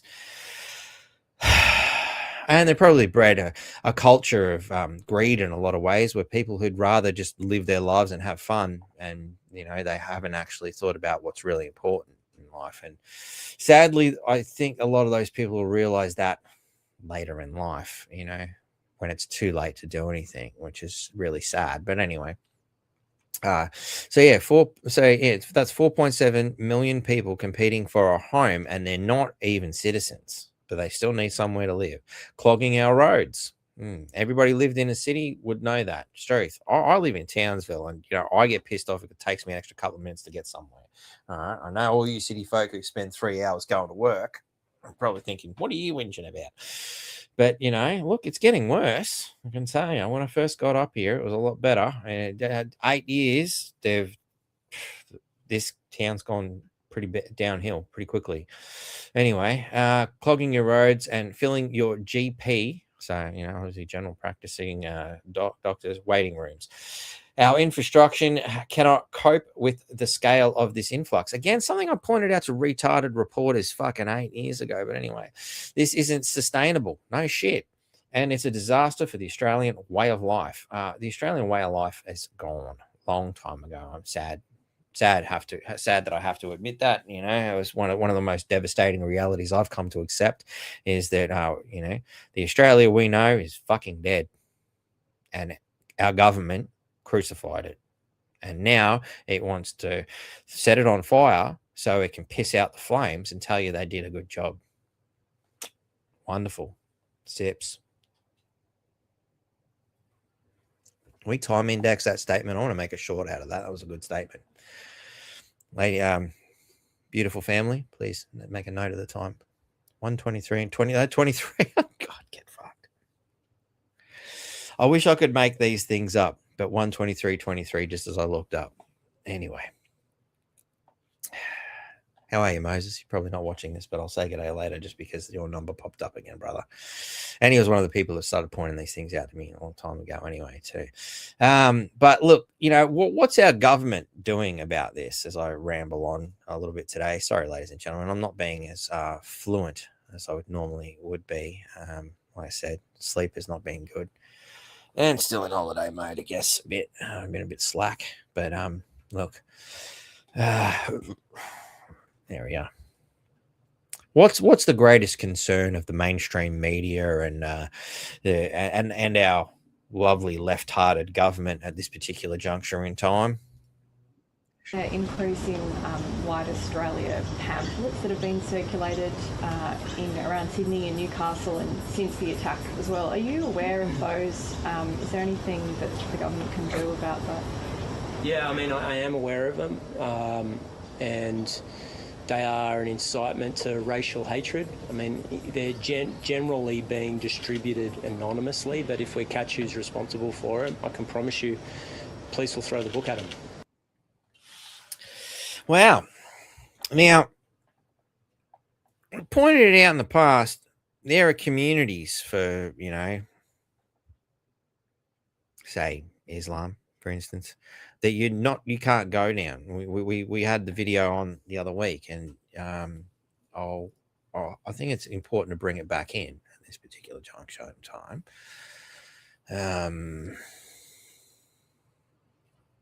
If I can find the bloody thing, remember which show I did it in now.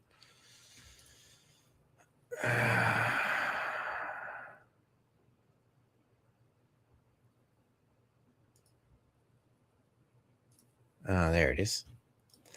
And I'll bring this back in, sorry, to make life a little bit painful here. But, you know, I don't see, well, at least I'm not aware of, white Australia suburbs. Like, does anybody know, are there white Australia suburbs? You know, places you can't go because they're very religious people and they need to be left alone. And your mere presence by being the wrong, you know, kind of person, you know, may cause an issue like that. I really want to know if that actually exists in Australia, because apparently, you know, white supremacy is on the rise and it's a big problem, you know. But there's this particular video that I'm going to bring in when I get to it. Sorry, it's in last year's folder because, you know, I started getting organized and shit. You know, it's a lot easier, you know, usually because I'll have like a backlog of a few things ready to rock, but not happening today. What folder? That's in that one. That's right. We were celebrating at the time. And gotta find the video. Sorry, it's coming. Just to emphasize my point, you know, I think this is the one. No, that's not it. But it is a wonderful example. I'm elated! It's a day of courage! It's a day of happiness! It's a day of pride! It's a day of victory! This is the day we've been waiting for! And I believe that's in reference to the October 7th scenario. They were happy about that. You know, it wasn't the video I was looking for, but, you know, it's relevant to, you know, what's happening here in Australia. You know, white supremacy is the big problem, but that's okay. That's okay. You know, it's important to make sure we understand what's right and wrong, you know, and, you know, that's okay. White supremacy, bad. I'm not saying white supremacy is good, but that's apparently okay. That's important. You know, especially, you know, I mean, and how could I be wrong? We've got statements from this wonderful stand-up. Was warned about a range of threats, be it anti-Semitism, the rise of right-wing extremist groups as well. Right-wing extremist groups as well. Yeah, because right-wing extremist groups have just done so much damage to this country. Like, you know, I'm not saying they don't exist. We did see them recently, you know. Like I was quite comfortable a few months ago saying, look, I don't even know of any around, you know. Apparently there are. There was a whole like 5 or 6 of them, you know, at the last rally for Australia. I said, you know, like seriously, huge numbers, 5 or 6, big worry. Anyway, I was trying to find a video and I still haven't found other stuff. It's just the way things work. I think this is the one. Yeah, this is the video. And you'll remember this, but here we go. Called Lakemba in Sydney, Australia. And it's supposed to be a very high Muslim population area. As soon as we arrived in Lakemba, things were tense. There were heads turning, people coming out of shops to look at us and find out what we were doing. Men started yelling in Arabic across the street at us. As we went to go for I love that. They're yelling at you in a language they know you don't understand. It's like, I'm just going to say whatever the hell I want. And you can't actually respond to that because you don't even know what I'm saying. Like, wow. Yeah. Big tough guys. a walk to the local mosque. A very high-ranked police officer came up to me. It's almost as if they're saying, my language alone should be enough to instill fear. That's my point of view. And begged with me, do not go there. Is it? Speaking. Inspector Rick Ages from Campsie Police. Yep. I've been informed that you're intending to attending the Lakemba Mosque. Is that correct? I actually have no intentions of attending. I was just planning on walking through the streets and seeing how the culture was here. Yes? Yep. Are you satisfied with that? Yep. So where do you intend on walking to now? I was just going to walk out and check how the mosque was. Check where the mosque was? Yep. Honestly, my question is, why is that any of your business? What do my intent? Am I being accused of a pre-crime here, officer? Would I not be allowed to attend if I wanted to? I've got grave concerns that you may cause an imminent breach of the peace down there. So Look, it turns out I was right. Pre-crime after all. Pre-crime. I'm concerned you're about to commit a pre-crime down there. So I'm asking you not to attend. Why would I cause a breach of the peace? Because it's highly religious down there. It's highly religious. So look, I don't want to give white supremacists an idea or anything, but what if they turned around and said, you know what, it's a fucking religion. They get enough of them together, set up a church, a ministry, make their own little suburb somewhere, you know, basically buy everything out like these people obviously have, and create a little subculture. And anybody who comes in that doesn't like their way of thinking, oh, I guess that's okay because you allowed them to do it. So what's good for one should be good for all. Yeah. Make sense? I don't know. Am I crazy? I don't know. We don't need to go forward any further with that. We get the point. But again, I'm not promoting white supremacy in any way, shape, or form. I just want to make that fucking perfectly clear. I get along with everybody so long as they get along in a decent human way. If you're going to be that kind of fucking closed-minded, we ain't going to get along, And I don't care. I'm not going to fucking, bow down to this bullshit. It's got to end. And anyway, let's take this away from that. And, we got to have some sort of a positive spin on these things, So obviously, I see in this beauty. You're going to love this one. Like, this is like, a vision of the future, and I guess it kind of this little video fundamentally inspired the title here. Oh, Struth, I'm in the wrong bloody folder again. Sorry, I had to go to another folder to get this. Yeah, anyway, Technical issues, you don't need to worry about these things. Trump. Excusez-moi. That was a beautiful burp. It had body, taste, smell. Smell. Wonderful. You should get it. If only this was smell-o-vision, I think Future Run might come up with a wonderful idea. I look forward to the creation of smell-o-vision just for moments such as that, But this is what everybody really wants to see right now, I think. Oh, let's get that again.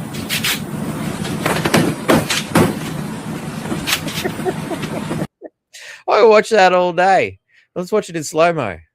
I think this is gold, Wonderful piece of AI. It's clearly not, you can tell that the colors are all wrong just looking at the face, But, I just love that stupid fucking grin, that dickhead grin when reality comes kicking in and, oh, look out. Oh, no. Oh, fuck. Oh.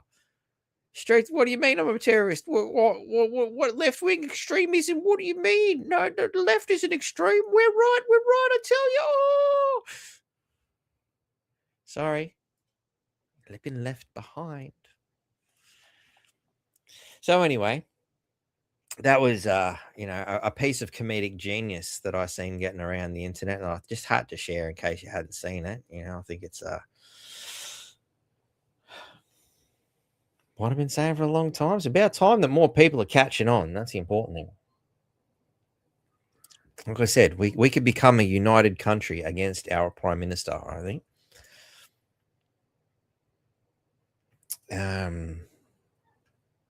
What have I got here? I'm throwing a whole bunch of shit in a folder here. It's one of those things. I couldn't sleep the other night, so I kind of got a bit carried away and put a whole bunch of shit in. What? That shouldn't even be in there. So obviously on the Trump side of things, the Venezuela scenario seems to have been a bit of a success for him, but what's it all about? What's really going on? There's a lot happening in the American camp that's not really making the mainstream, unfortunately. It should be, but let's face it, there's some serious issues, and thankfully Trump is doing his best. He's working on things, and it's about time they started pointing some proper fingers. And I think Venezuela is just one of those elements, and here's another one. Few days, Director of National Intelligence Tulsi Gabbard has unveiled shocking new evidence that former President Barack Obama and top aides in the Obama administration conspired to subvert President Trump's 2016 election victory and undermine the democratic will of the American people. While publicly pretending to engage in a peaceful transfer of power, in private, former President Obama went to great and nefarious lengths to try to sow discord among the public and sabotage his successor, President Trump.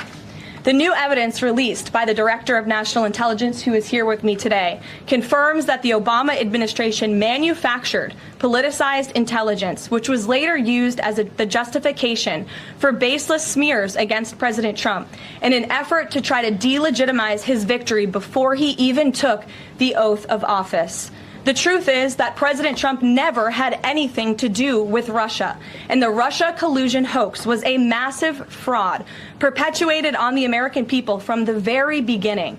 And the worst part of this is Obama knew that truth, and so did all of the other corrupt officials involved in this scam, including former CIA Director John Brennan, former Director of National Intelligence James Clapper, former FBI Director James Comey, former Deputy Director Andrew McCabe, and many others. Director of National Intelligence Gabbard's report further confirms what we already knew. There was no collusion, no corruption, except on the part of Barack Obama and the weaponized intelligence agencies at the time. The Russia hoax was a blatant lie, all ginned up by Democrat political operatives that were signed off on by then President Obama and leaked to the news media to launch a years-long witch hunt against President Trump and his first administration. Allies of the president, including his own son, Donald Trump Jr., were disgustingly smeared as Russian assets, and some even had their lives destroyed because of this vicious lie. The president's first 2 years in office had this fake distraction hanging over it, and endless resources, time, and political capital were spent having to debunk these lies from the highest levels of our government. Now, nearly 10 years later, thanks to the declassification of documents by Director Gabbard, the truth has finally come to light. And this truth vindicates President Trump, his family, and his many allies and associates who were smeared with defamatory lies. President Trump was right from the beginning about all of this, and we are grateful that justice can be served. Now, we have even more damning evidence implicating those who tried to sabotage a duly elected president and did grave material harm to our republic. Thanks to additional important work done by CIA Director Ratcliffe, Committee Chairman Rick Crawford over the past few months, a newly declassified 2020 report prepared by the House Permanent Select Committee on Intelligence, which DNI Director Gabbard has declassified, found that the intel community did not have any direct information that Russian President Vladimir Putin wanted to help elect President Trump in 2016. And in fact, Russia was actively preparing for a Hillary Clinton victory. But at the unusual direction of Barack Obama at the time, the intel community published implausible intelligence suggesting otherwise. Why? To sabotage the incoming president. This is truly one of the greatest political scandals in American history. And reporters at legacy outlets, some of which are sitting in this room today, like the New York Times and the Washington Post, were ridiculously awarded Pulitzer Prizes for their perpetuation of this hoax. It's well past time for those awards to be stripped from the journalists who receive them. It is not journalism to propagate political disinformation in service of the Democrat Party and those in the intelligence community who hand over out of context and fake intelligence to push a false political narrative. Yep, that's right. Lamestream media. Yeah, nothing more than propaganda, and you've been exposed now. And this is beautiful. It's cascading. But it's not as simple as that. Now, this is a rather long one, but it's important. And it's a great opportunity for a bit of an interval for me, at least. If you need an interval, I guess you could take your phone with me or with you to whatever facility. But anyway, this is important. My name is Gary Burnson. I'm a veteran of the United States Air Force and a retired senior operations officer and chief of station of the Central Intelligence Agency. For over 3 decades, I served in the U.S. national security apparatus in various capacities. Shortly after the attacks of 11 September 2001, I entered Afghanistan and commanded CIA paramilitary forces, helping seize the cities of Talokan and the capital of Afghanistan, Kabul. I was the driving force and architect of the Battle of Tora Bora. I held the position as chief of Hezbollah operation in CIA's Counterterrorism Center for several years and concluded my service in CIA as a chief of station in Latin America combating narco-terrorists. Approximately 6 years ago, a business associate and I began working together as whistleblowers for the Department of Justice, FBI, DEA, and Homeland Security Investigations, HSI. Our target was the largest and most well-funded transnational criminal organization on the planet, called the Cartel del Sol, Cartel of the Sun. The Cartel del Sol is the Venezuelan government and is led by Venezuelan President Nicolas Maduro, Diosdado Cabello, Minister of Defense Vladimir Lopez Padrino, President of the National Assembly Jorge Rodriguez, and former Director General of Military Counterintelligence Hugo Carbajal, who was detained in Spain several years ago and extradited to New York. He is currently awaiting trial for narco trafficking. Venezuelan President Maduro has a U.S. indictment and bounty of U.S. $15 million for his capture. Diosdado Cabello has U.S. indictment and a $10 million bounty on his head. At least 6 other Venezuelan cabinet members and senior officials are indicted. In the last 20 years, the Cartel del Sol has stolen $1 trillion from Venezuela's national oil company, PDVSA, and embezzled $500 billion from its national treasury. It not only has, but continues to produce and smuggle 25 to 40 metric tons of cocaine every month out of its country into the world. The Cartel del Sol is a $2 trillion transnational criminal organization and the most well-resourced criminal syndicate in history. Through bribery and investments of its funds, it controls 12 countries and world leaders. It has massive investments in the U.S. and European financial markets and institutions. As we conducted investigations against the Cartel del Sol and presented them one after another to the U.S. Department of Justice, we noticed and pursued leads from the cartel's money laundering operations to the world of non-governmental organizations and election companies. After witnessing election irregularities associated with the 2020 U.S. presidential election, we decided to direct time and resources to Cartel del Sol links to U.S. and global election fraud. After an exhaustive 3.5-year investigation, it is indisputable. So I want to really emphasize that particular point. It's not just America. Direct time and resources to Cartel del Sol links to U.S. and global election fraud. U.S. and global election fraud. How far has this gone? After an exhaustive 3.5-year investigation, it is indisputable. Smartmatic Election Systems was created at the direction of now deceased Venezuelan dictator Hugo Chavez, and its source code, the basis of its operating system, developed jointly by Venezuela's Consejo Nacional Electoral and Smartmatic, was designed to allow election results to be altered without the knowledge of voters and the public. Additionally, the Venezuelan CNE holds ownership of Smartmatic's source code. I just want to acknowledge that comment 'cause it's been left on the screen for a little while. I don't know if it's been intentionally done or not, family, but a synchronized silent prayer could briefly unite the world. And that kind of thing has been proven.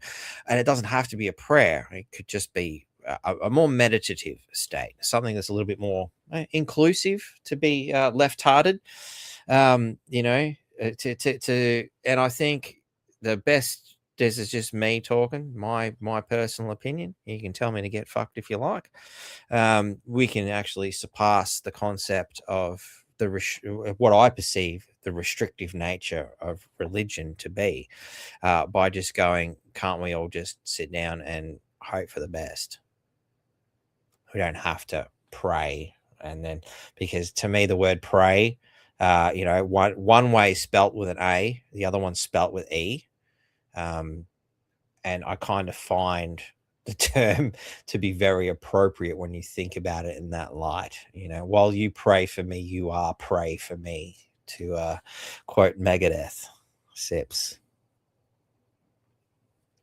So I prefer to meditate myself and be a little bit more broad and paint with a larger set of paints. Each time the Venezuelan CNE and Smartmatic update the source code, a copy of it is stored at the vault at the Venezuelan Central Bank. In 2005, a European Union electoral observation mission to Venezuela published a report stating the Venezuelan regime owns Smartmatic source code. The Venezuelan government signed that report as factual. Smartmatic's first election in Venezuela was the 2003 recall election of Hugo Chavez. The CNE director at the time, Jorge Rodriguez, at the direction of the Cuban Directorate General of Intelligence, DGI, hired 3 Venezuelan American computer engineers that were graduates of Simón Bolívar University, a Venezuelan university linked to the U.S. university MIT. They had already registered a software company in Delaware and opened an office for it in Boca Raton.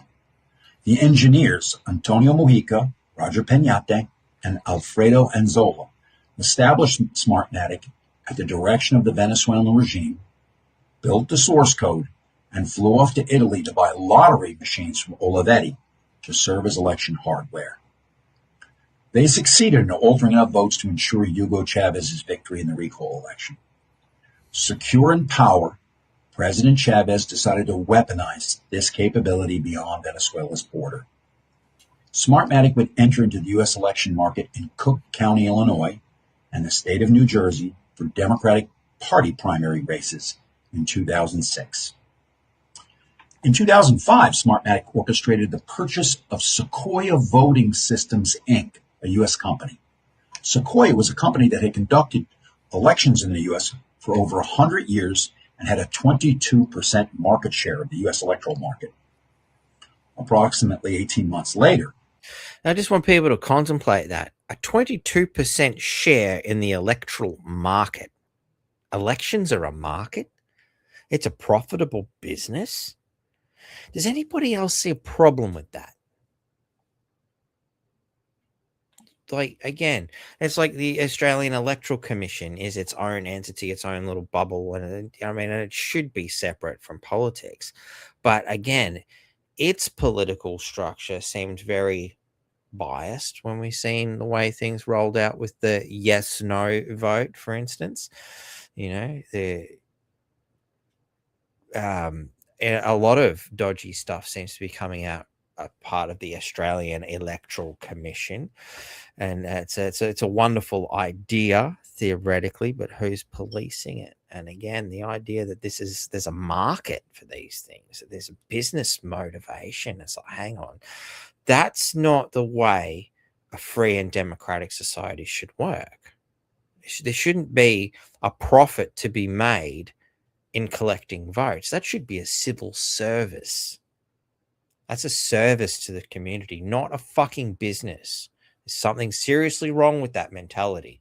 the Committee on Foreign Investments in the United States, CFIUS, began investigating the ownership of Smartmatic because of Smartmatic's Venezuelan connection. Smartmatic immediately put its source code in the machines, in the Sequoia machines. Smartmatic tried to conceal its Venezuelan connection by hiring a former U.S. naval officer, Jack Blaine, to set up a holding company, SVS Holding, to place its ownership of Sequoia in stock. In December 2006, Smartmatic entered into an agreement with CFIUS to sell Sequoia in 6 months. Antonio Mujica, one of the three original founders, then found a little-known election company in Toronto, Canada, Dominion Election Systems, that had only managed one small local election in Toronto. He arranged for Dominion to purchase Sequoia. Dominion, owned by John Polis, with that purchase of Sequoia, would inherit the licensing agreement for Smartmatic's source code, the source code owned by the Venezuelan regime, i.e. the Cartel del Sol. To be clear, Smartmatic and Dominion would ultimately sign an agreement that provided Dominion with the U.S. market and Smartmatic the international global market. The only two exceptions are that Smartmatic does elections in Los Angeles County and Puerto Rico. Puerto Rico was an issue they ultimately settled in court. In Caracas, in a building owned by the CNE, the Consejo Nacional Electoral, more than 100 software engineers, half from the CNE and half from Smartmatic, worked side by side. Their effort for more than a decade was to perfect the techniques of altering elections and defeating audit. In 2018, Smartmatic publicly, and with the approval of the Venezuelan regime, broke with the regime, the Cartel del Sol, because the Venezuelan CNE's theft of an election was so egregious. The techniques of the source code and machine operate and conceal a theft of an election when the spread of the candidates is between the 3 to 5 percentage points. As sophisticated as the machine is, it can be defeated with significant turnout against it. The recent 2024 election in Venezuela was also so blatantly stolen, and the machine could not conceal that massive spread either. In its place, a company called Xclay took Smartmatic's place as the election provider in Venezuela. Allowing Smartmatic to exit Venezuela in this fictitious manner allowed the regime to retain its power and influence over the global electoral market. Smartmatic built a production facility for electronic voting equipment hardware just outside Beijing, China, and then shipped the hardware to a warehouse in Taiwan In violation of U.S. law, the hardware was marked as manufactured in Taiwan and shipped to both Smartmatic and Dominion for use in U.S. elections. Dominion Voting Systems manages elections in almost all the swing states in the U.S., which determines who wins the presidency. We have evidence and witnesses that can prove the source code operating the election machines of both Smartmatic and Dominion and other election companies are owned by the Venezuelan narco regime. We have evidence and witnesses proving the machines are manufactured in the People's Republic of China. Every citizen needs to be asking, where's the DOJ, FBI, CISA, and where's the CIA? Is anyone in the national security apparatus defending our democracy or enforcing the law? And if that isn't enough to convince you there's a major problem, Dominion, in an additional step to conceal its manipulation of U.S. elections, moved its research and development and servers, which store swing state voting information, to its office in Belgrade, Serbia.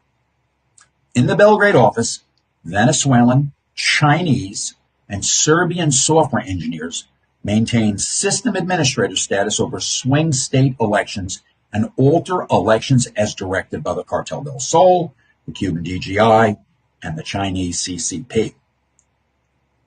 The facility and its personnel are protected by Serbia's counterintelligence service.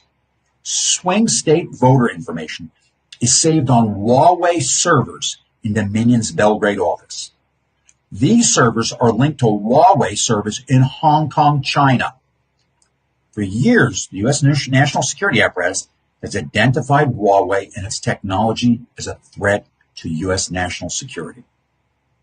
The Cybersecurity and Infrastructure Security Agency, CISA, a component of the United States Department of Homeland Security, is responsible for cybersecurity and infrastructure across all levels of government.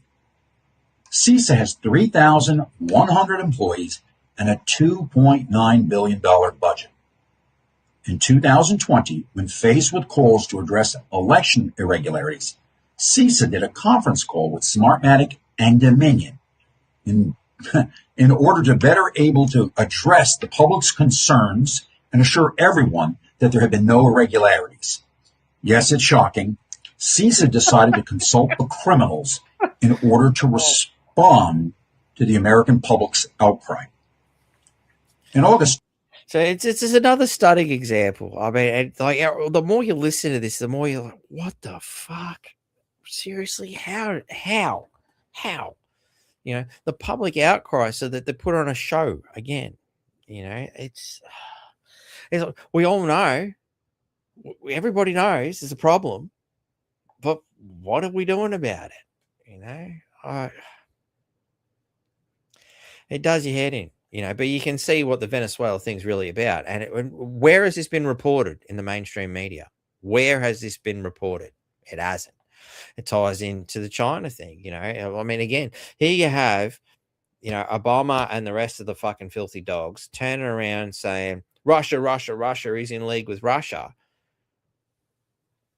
Clearly proven that's not the case.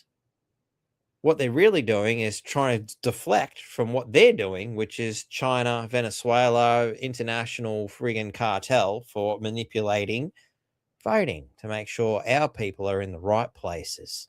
It's that simple.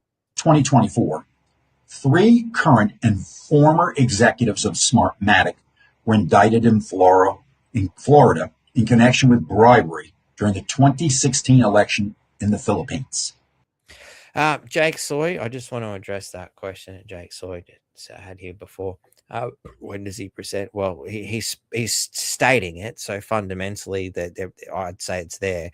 The unveiling by the American mob, which is why I started with that video from Blondie, I can't remember her name, where she points out Barack Obama was a part of this, is the piece by piece. So you got to remember, this is going to be laid out so that the simpletons who are not clued on like the rest of us, you know, for those who do not understand, you know, Matthew 13:13, you know, blessed are your eyes, for you mob see, you know, and I get it. You have every right to question. I get it. I'm feeling there's something important here. to me, it just makes so much sense. It just fits.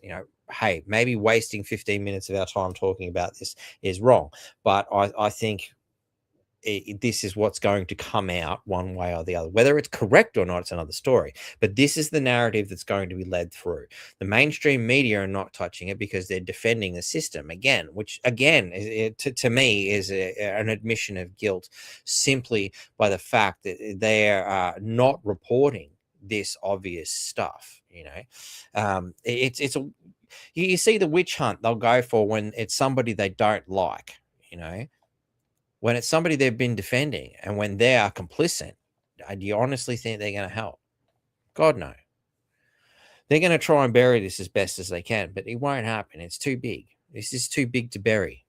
I guess some people thought Göbekli Tepe was too big to bury too, maybe. I don't know. I wasn't there, at least not in this lifetime. But you never know. Was it too big to bury? Apparently it wasn't. They managed to bury it. I'm pretty confident this one's too big to bury, though, because we're not talking about a physical asset here. You can embarrass truth and make her run around with no clothes on, but eventually she'll expose you when she comes out, tells you what's really happened. And, you can't say no to a pretty face. Among those arrested executives is Roger Pignate, one of the 3 founders and current president of Smartmatic. Roger Pignate paid $8.5 million in bail. What the public will soon learn is that the bribery paid in the case was not to obtain a contract. The bribery was paid to alter election results. We have the CNE source code, the source code employed by Smartmatic, Dominion, and others. We will surrender it to appropriate authorities. So there you go, Jake. Appropriate authorities. Now, what does appropriate authorities look like? That's another story. And I guess that's the big problem, when it comes down to the fact that everybody knows everything's corrupt. So many people see it. It's one of those things, I've spoken to a few people around town, and, like, those who are in the what the fuck, how do we fix this mode ask the simplest question of, well, no, they make the basic observation that everybody knows it's corrupt, but nobody wants to do anything about it because they're all feeding on it. When you're not feeding on the corruption, you're happy to talk about these things, because I'm not feeding on the corruption. I'll happily point it out. I know it's easy. It doesn't, it doesn't cost, it's not costing me. It's costing me to not point it out. That's the difference. Either you're smart enough to realize that you're being screwed over and you should point that out, or you're on the payroll and you're smart enough to know that, well, if I say something, I'll lose my job. Now, the guy who does the right thing and gets, fuck it, I'll lose my job and everything, usually doesn't fare too well. And let's face it, have we ever propped these people up? I guess we have, to a degree, in some cases, in some circumstances, but a lot of these people just get lost. They recoil and haven't been given the support. So there you go. I mean, look, I think a lot of this is going to come out in the wash, and I'm hoping 2026 will be a better year. There's a lot of hope, but as a good friend once said to me, you can hope in one hand and shit in the other. One of them's going to get full. Anyway, let's get back to it. Source code, like DNA, can easily be matched with other systems to prove that they are from the same family. In this particular case, it is a family of altering elections. 2 years ago, we briefed a senior FBI agent in Washington, D.C. That agent, after seeing our 3-hour presentation with corporate ownership documents, engineering specifications, and witness statements, told us to flee Washington, D.C., that the FBI would actively work to destroy our efforts and seek ways to prosecute us in order to stop our investigative efforts. That was a stunning moment, hearing those words from a 20-year veteran of the FBI. 7 months ago, With our attorney, we briefed a U.S. attorney and 2 assistant U.S. attorneys, federal prosecutors from the Department of Justice. The U.S. attorney told us he would forward the information to the Office of Public Integrity at the Department of Justice. That U.S. attorney followed up with us months later to see if the Office of Public Integrity had contacted us. They never did. Smartmatic, Dominion, and their media allies will immediately point to the fact that Fox News settled with Dominion, paying U.S. $787.5 million, and that Newsmax just settled with Smartmatic this past week in a defamation case as evidence of Smartmatic and Dominion innocence. In Fox News against Dominion, we briefed Fox News trial attorneys. Our lawyers were present when we did that. Fox News corporate officers refused to be briefed directly for that case. They wanted plausible deniability. Fox News corporate knew we had significant evidence and, more importantly, witnesses. When all the facts are known, Fox News executives and board will have to explain why they went down on their knees for enemies of the U.S. We briefed Newsmax's corporate attorney as well. Though their settlement with Smartmatic is not public, any settlement with either company and their masters, the Cartel del Sol, the Cuban DGI, the CCP, makes it more difficult for those of us trying to defend the country and our democracy. I ask everyone to go to the website, stolenelectionsfacts.com. That's stolenelectionsfacts.com. Here you will find articles and original source documents supporting the claim that Smartmatic and Dominion are employing a source code created and owned by the Venezuelan regime with hardware manufactured in China that alters election results. I will follow with other videos and statements to inform and educate others. Best-selling author Ralph Pizzullo has written the book Stolen Elections, The Plot to Destroy Democracy. It will be released in late October. Mr. Pizzullo interviewed my whistleblower associate and I, and several of our key witnesses. This is a must-read to understand one of the greatest crimes ever committed against the United States. This is an assault on our democracy. Again, go to the website, stolenelectionsfacts.com. Look at the timeline. So anyway, we've got old mate's sales pitch there. And here it is.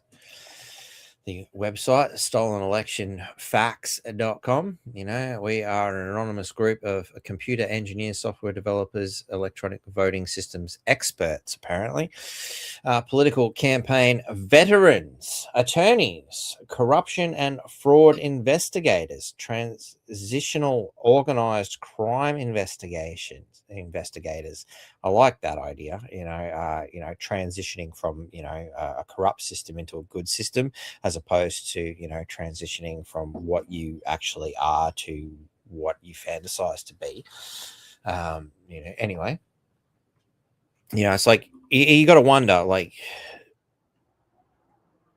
all jokes aside about trannies, transitional organization crime, it's so tempting, I know, but transitional organized crime investigators is like, well, we've always been about investigating organized crime, but we had to leave that mob because they don't want to investigate them because they are them. We've got to move over to something that's not fucking corrupt, for example.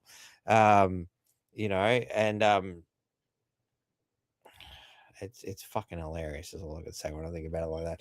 But anyway, former law enforcement, again, it's people who used to be there, much like I used to be part of the mainstream media. I get it. Yeah, you don't want to be a part of this system because the system, you can start to see that it's all fucking corrupt. And former career intelligence and counterintelligence, because, when you've got intelligence, the most important thing to have is counterintelligence. It's like, well, we've got smart people, so we have dumbasses, Anyway.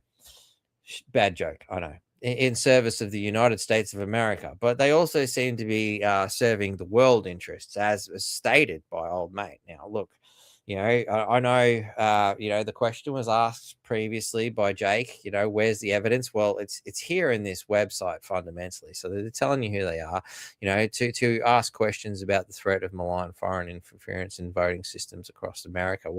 Well, that question, has been implanted into the system since Trump got in. Is, oh no, he rigged it. It was Russian collusion. The left, the corrupt, evil bastards actually put that idea into the public's head because they didn't want to accept that they got voted out, much like the way Troy Thompson got voted in. So they created a whole bunch of bullshit. Sadly, it worked here in Townsville.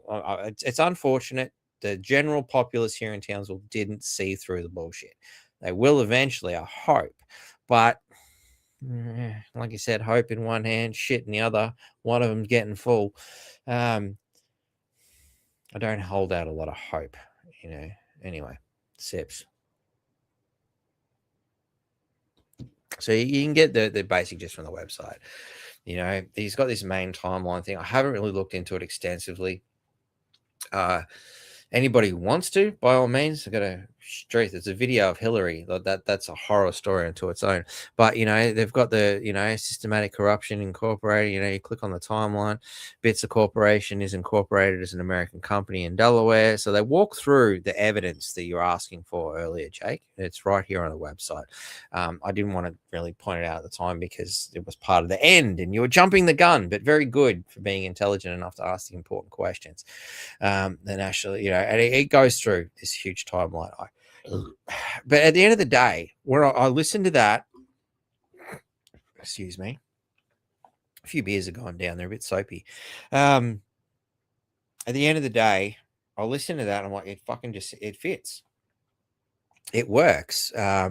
If this is deceit, it's bloody well done. I always maintain the concept of ever vigilance, and even if I'm excited, especially when I'm excited about something, that's when you really got to ask the questions. Okay, can I let my guard down? Because every time I do, I get smashed in the face. So letting your guard down is probably not the best thing to do in any circumstances. There is no, shit, that's it. Jesus has come, saved the earth. Yep, fucking it. That's it. Trump is Jesus. Yep, that just solves all my problems. No, too easy. Doesn't work that way. It's not how it's going to work. This is going to be a long, long bloody haul, a long, hard road out of hell, ladies and gentlemen.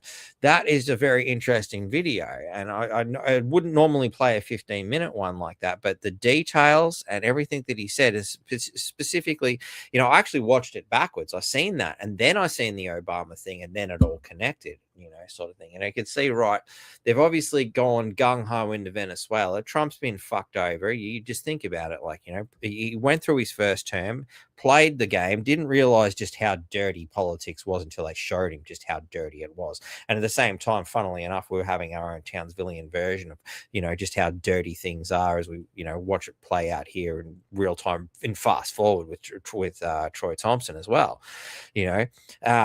The system is just completely corrupt in every level, and they're all shit and bricks, I'd imagine, because they know it's all coming crashing down for them. It's going bad. It's all coming out. Trump's coming back with a vengeance. He is going to destroy those who tried to destroy him. He's going to respond in kind, and so he bloody well should. Whether he's right or wrong, is he Jesus? Fuck no. Was Jesus Jesus? I don't know. Never met him. And then there's let's think, like, seriously, think about it. Whatever you think you know about old mate Jesus, that was 2,000 years ago, allegedly. They started writing these things down. Apparently, from what I can understand, they started writing down for 100 years or so. So who knows what really happened? And if Jesus were to return today, what would he think? I've always thought this, and funnily enough, it was Marilyn Manson who put the idea in my head. It was the idea of, like, do you think he's going to be stoked to walk into a church of the Church of Jesus, so to speak. He just happens to reincarnate in some particular place and time. And yep, cool. I'm here. I'm going to check out the local establishments.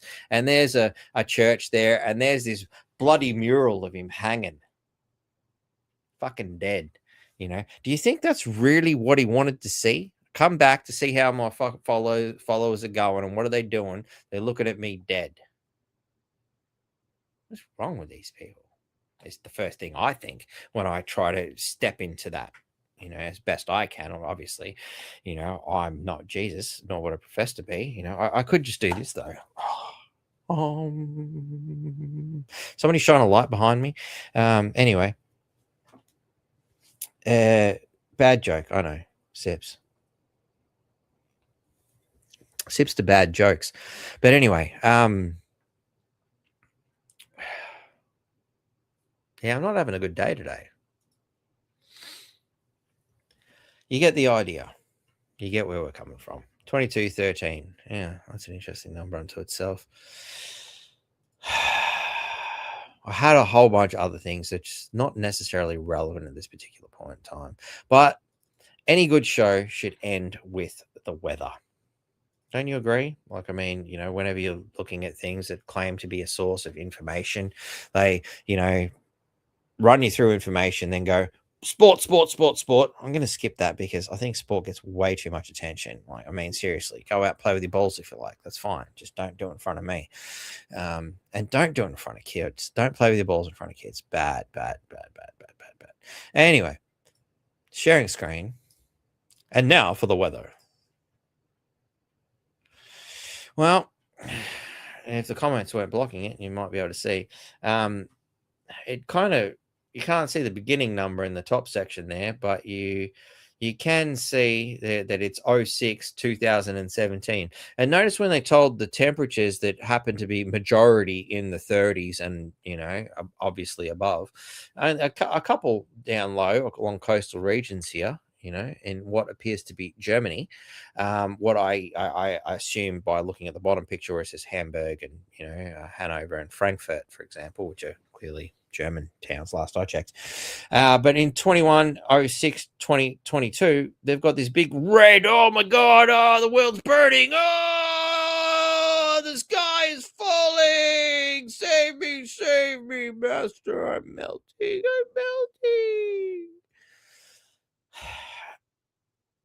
Haven't you noticed they've done the same thing everywhere?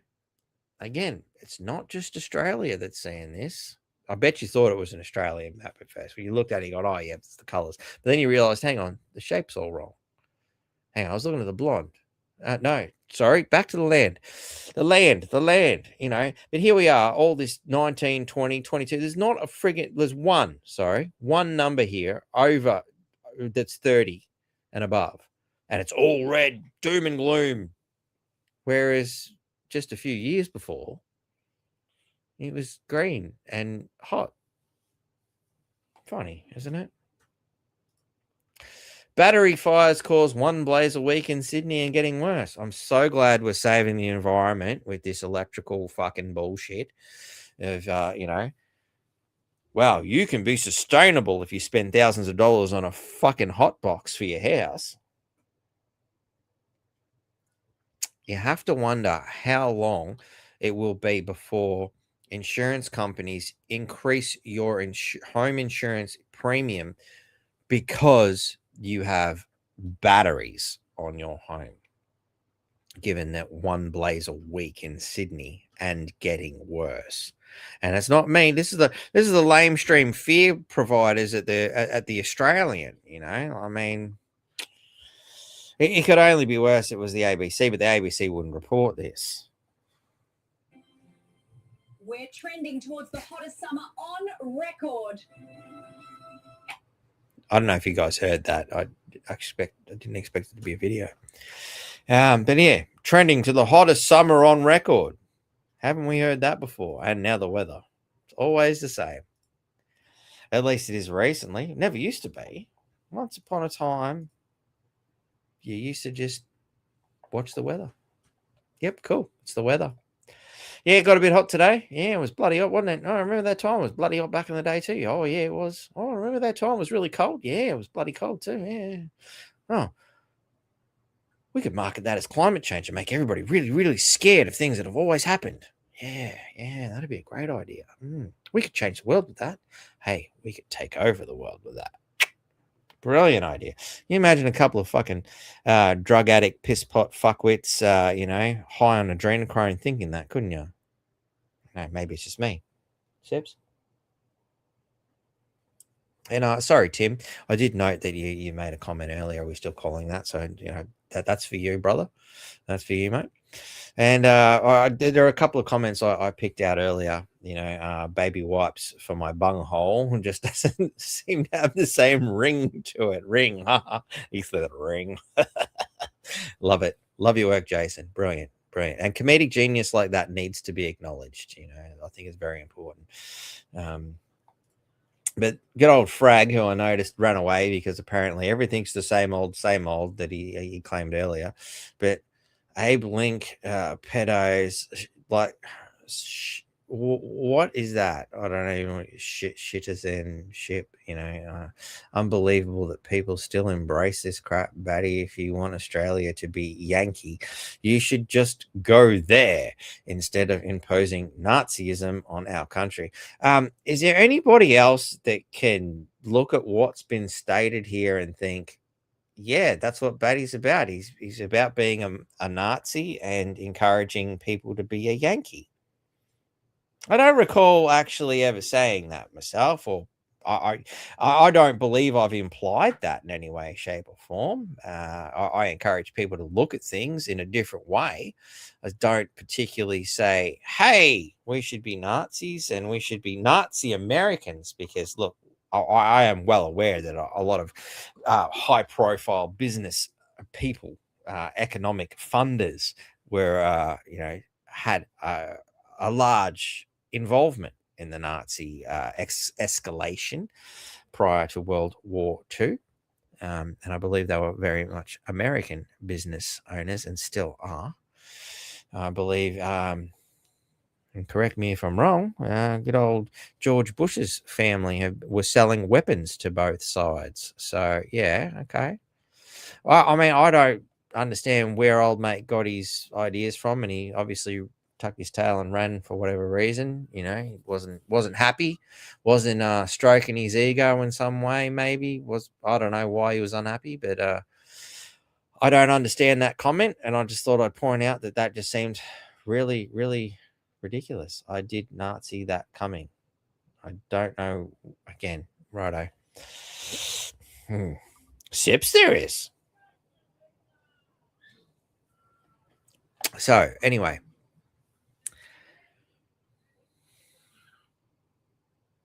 There is this one particular video which I found interesting. It's a little off center. We'll do that because it's the first thing that's popped into my head, and that obviously is what needs to be done. I want to hit the right button. God damn it, I've done it 3 times now.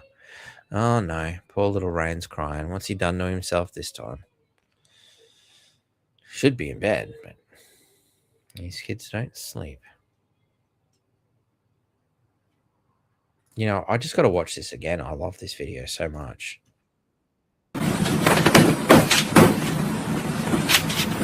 Isn't that great? Wouldn't it be great? Wouldn't that have been great?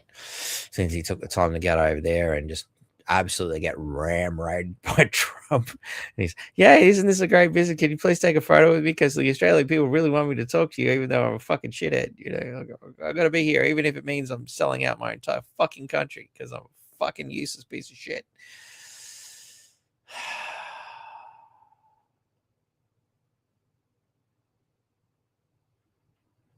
Was there? It's not. Anyway, let's move on to something else that I thought was very interesting. This is another phenomenon that seems to be taking the internet by storm.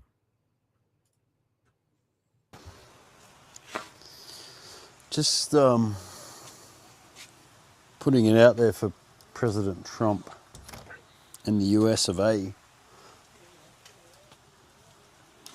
Most people in Australia just wanted to point out that, yeah, we have probably the most gold deposits and oil deposits in the world, along with silver, lithium, uranium.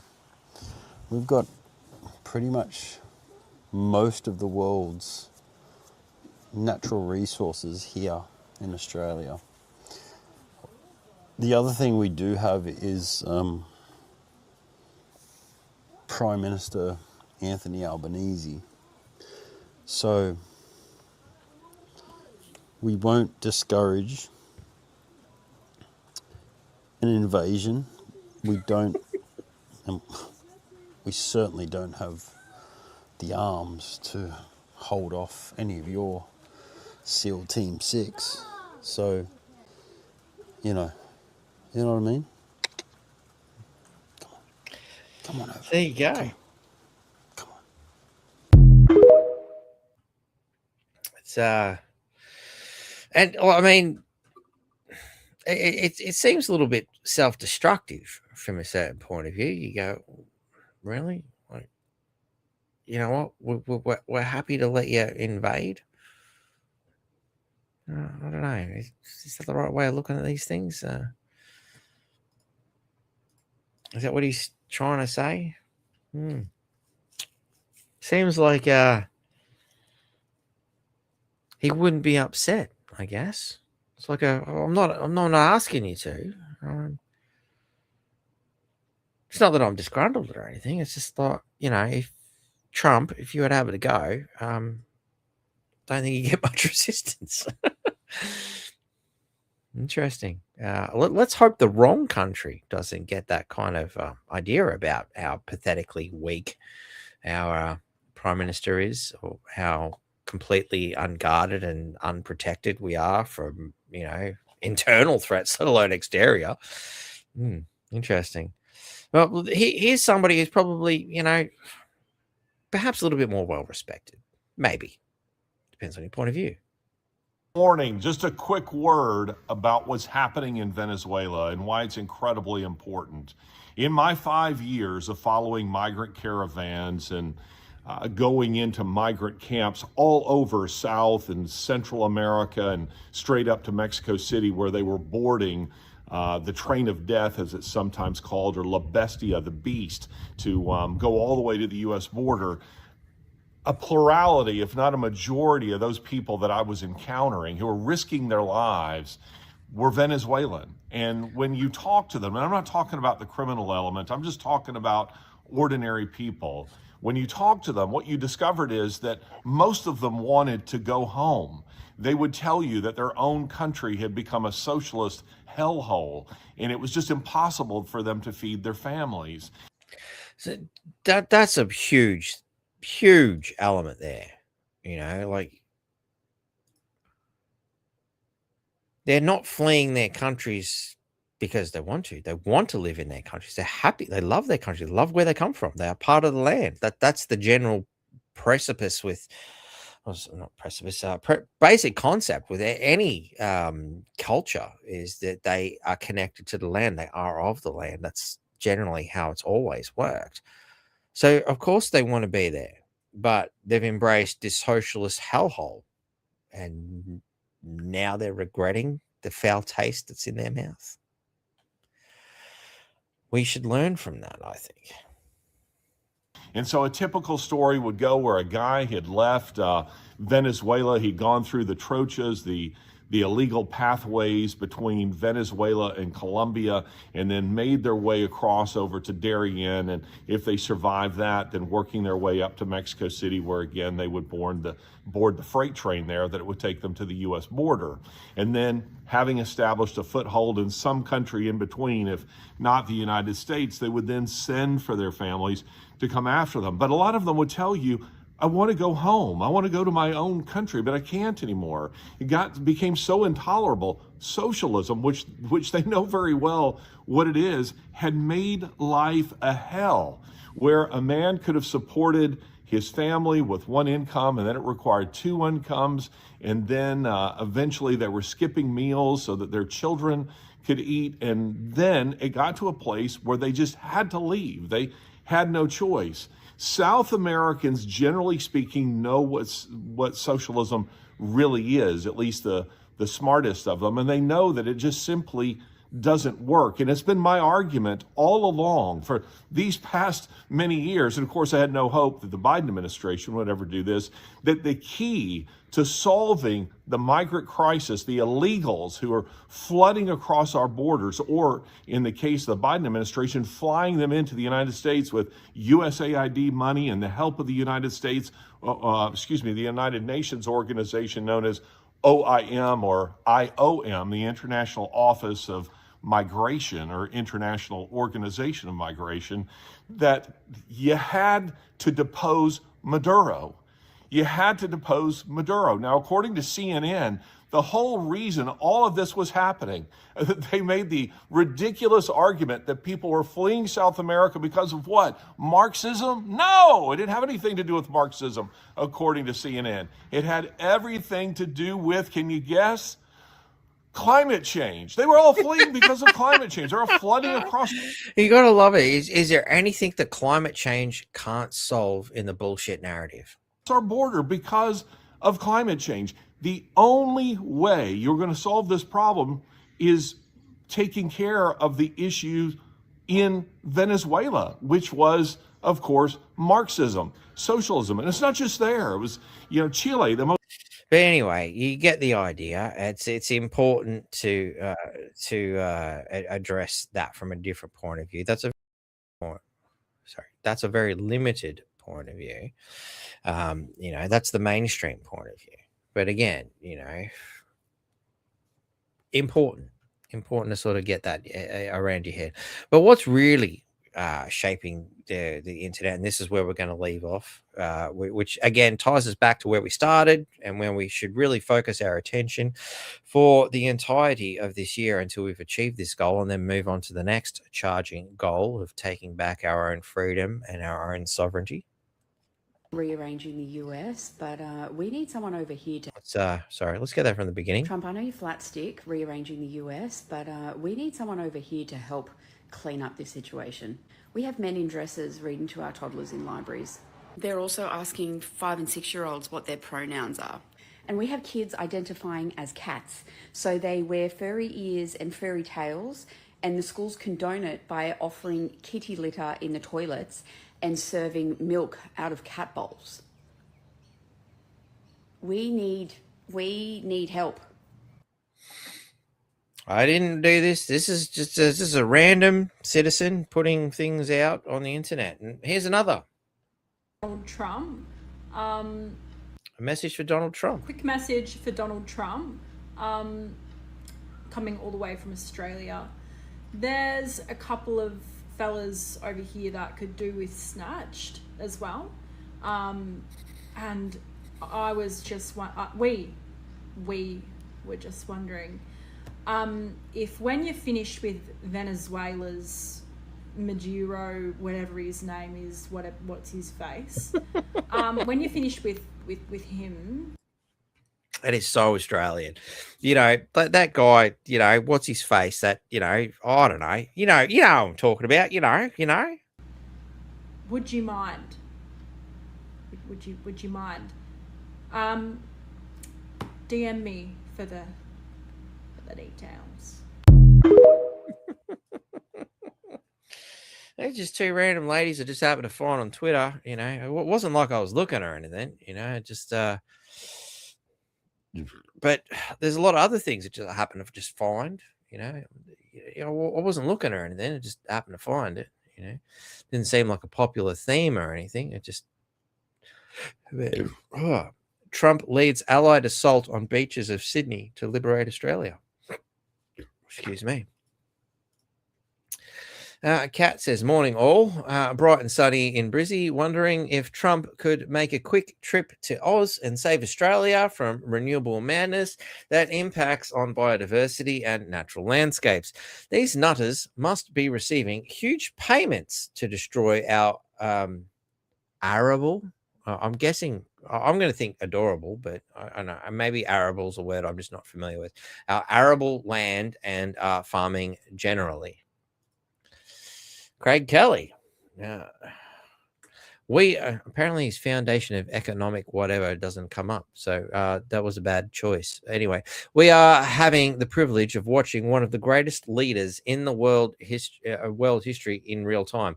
Trump approaches things as though the US is a company and American citizens are shareholders, and he's out to increase shareholder wealth and prosperity. Now, that concept that US is a company is, it's not as if it is. It is. That's how they're treating it. And so is Australia. The problem is country being treated as a company the way they're treating it is, well, we are the humans, the resource. So they milk the fuck out of us, and it's a never ending resource as far as they're concerned. They just play with people and it doesn't matter. It's not like a real company where you actually have to prove that what you're doing is correct. But anyway, and American citizens, the shareholders. Now, we've discussed this many a times. Why aren't we getting the shareholder resources from the insane amount of wealth? As Old Mate pointed out in the first video we started in this section, that we have all the uranium, we've got the coal, we've got the iron, we've got the bauxite for fucking copper and all that. There isn't much. We are the most self-sustainable continent in this bloody world. We don't need the rest of them. We could quite easily separate the shit out of ourselves, arm ourselves to the teeth and go, fuck off. You go get your own shit, dickhead. Stop trying to suck everything out of us, And of course, the indigenous people, more than happy to tell you that's how it is. They've had their land raped and pillaged, whether you like it or not. It's basically how it is. A whole bunch of people come over and started milking the shit out of their fucking land. They're not even 1 million strong now. Albo imports more people in a year than there are Aboriginal people. Let's just put that in a context. Well, if you want to be racist about it, go for your life, but that's not the way I'll see this. Anyway. So, and what a sad comparison to the bumbling, incompetent Albanese. Fucking oath. And everyone before him. There's not one of them before him that's been any bloody good. Albanese has sold Australia out to net zero scam. Yes, possibly one of the worst things that could be done, but he's not the first. Destroyed our nation's competitiveness. That's actually something I would attribute to every major political party, which I'm sorry, Craig Kelly, you were a part of. So fuck off, mate. You were a part of it, resulting in biggest sustained fall in GPD per capita on record and facilitated a massive wealth transfer out of Australia to communist Chinese. Look, I can't disagree with what he's stating outside of the fact that the Liberal Party and him being a part of it were also complicit in such things. So, mate, I'm glad you finally woke up and you want to point these things out now. But at what point do you want to apologize for your previous conspiracies regarding these things? Anyway, another one you see getting around. Look, I don't agree with this. I think this image is probably a little bit much, but hey, look, if it makes you feel good, sips. But the question outside of the image, just like take the image away and let's focus in on this bit. But who will save the rest of us? Will he save America? That's yet to be seen. But people are clearly excited. There's a bit of a change happening. Obviously, this is what we in Australia want to see. Trump helps Venezuela. And it's all over the internet. It's amazing. Now, please save Australia from socialism. Ha ha. That's what I'm talking about. I love you, Australia. This fine-looking Australian man wants Trump to invade. So this is an American commenting on the video that we started with. Yep, Trump riding a kangaroo. Yeah. Anyway, people are doing it. Now America is saved. We must get busy replicating that success in Australia. That's a little bit premature, Catherine. I don't know that America has been saved. That's very premature. Things may be different at this particular juncture in time. I'm holding out such a joyous concept for now. It'd be lovely if what everybody thinks is true, but forgive me, I've been disappointed before. But anyway, this is what people are thinking. You know, they seem to enjoy what's happened in the Venezuela thing. And now that you've seen why, perhaps there is some truth to it. Love it. Every country wants Trump to come and save them. First to come, I'm guessing, first come to South Africa, President Trump, then go UK, then Australia. So America got Trump in one day. He knocked net zero ahead, stopped renewable madness, withdrew from criminal who, withdrew from Paris Con, only two sex men and women, stopped DEI in its tracks. Poor Ost, we've got Albanese, Bowen, Wong, banked, banned, obviously, a bandit. He's a bandit. Farquhar, Lambie, Thorpe, a Peacock. Help, please.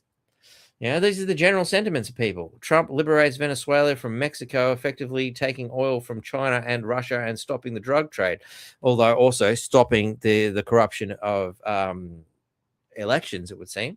Meanwhile, in Australia, at Albo can't even commit to a royal commission after a worst terrorist attack because he will look bad.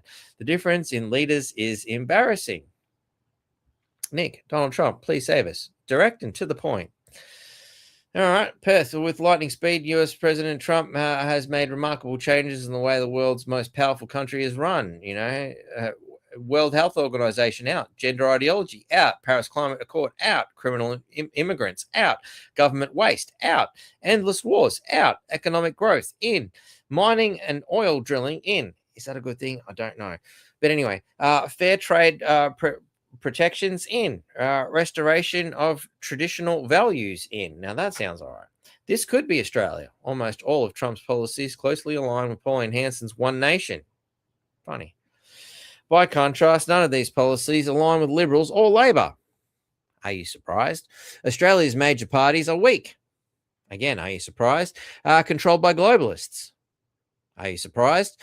And unwilling to fight for the best interests of everyday Australians. Surely, you must be surprised. For our country to thrive, we need strong leaders. Really? Can't we just have a bunch of pissweak fucking noodles? Leaders who will stand up for their communities. Nah, there's a big bag of money there. Fuck you. Fight for fair policies. Nah, want a big bag of money. And work to secure our nation's future.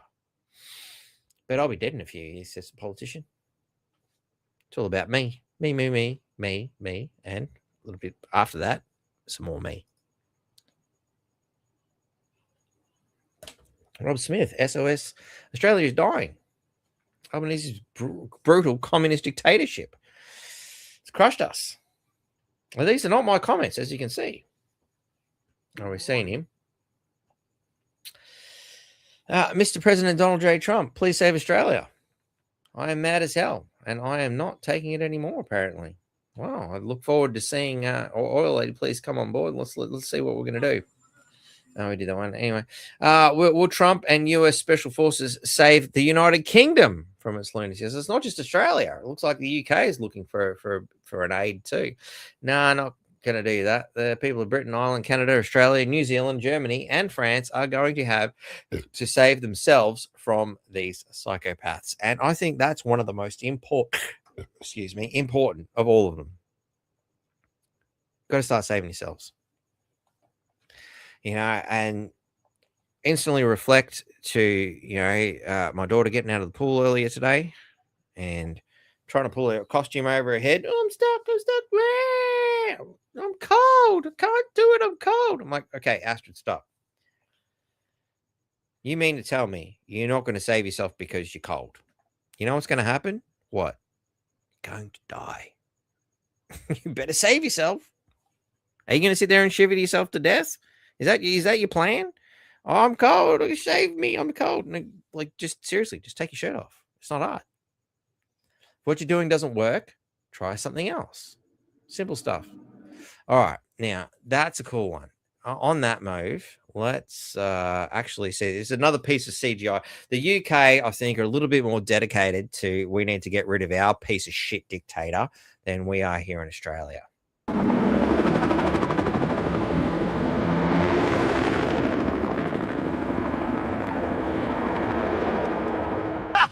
Send down the hook, boys. Let's get him out of here. Sir, yes, sir.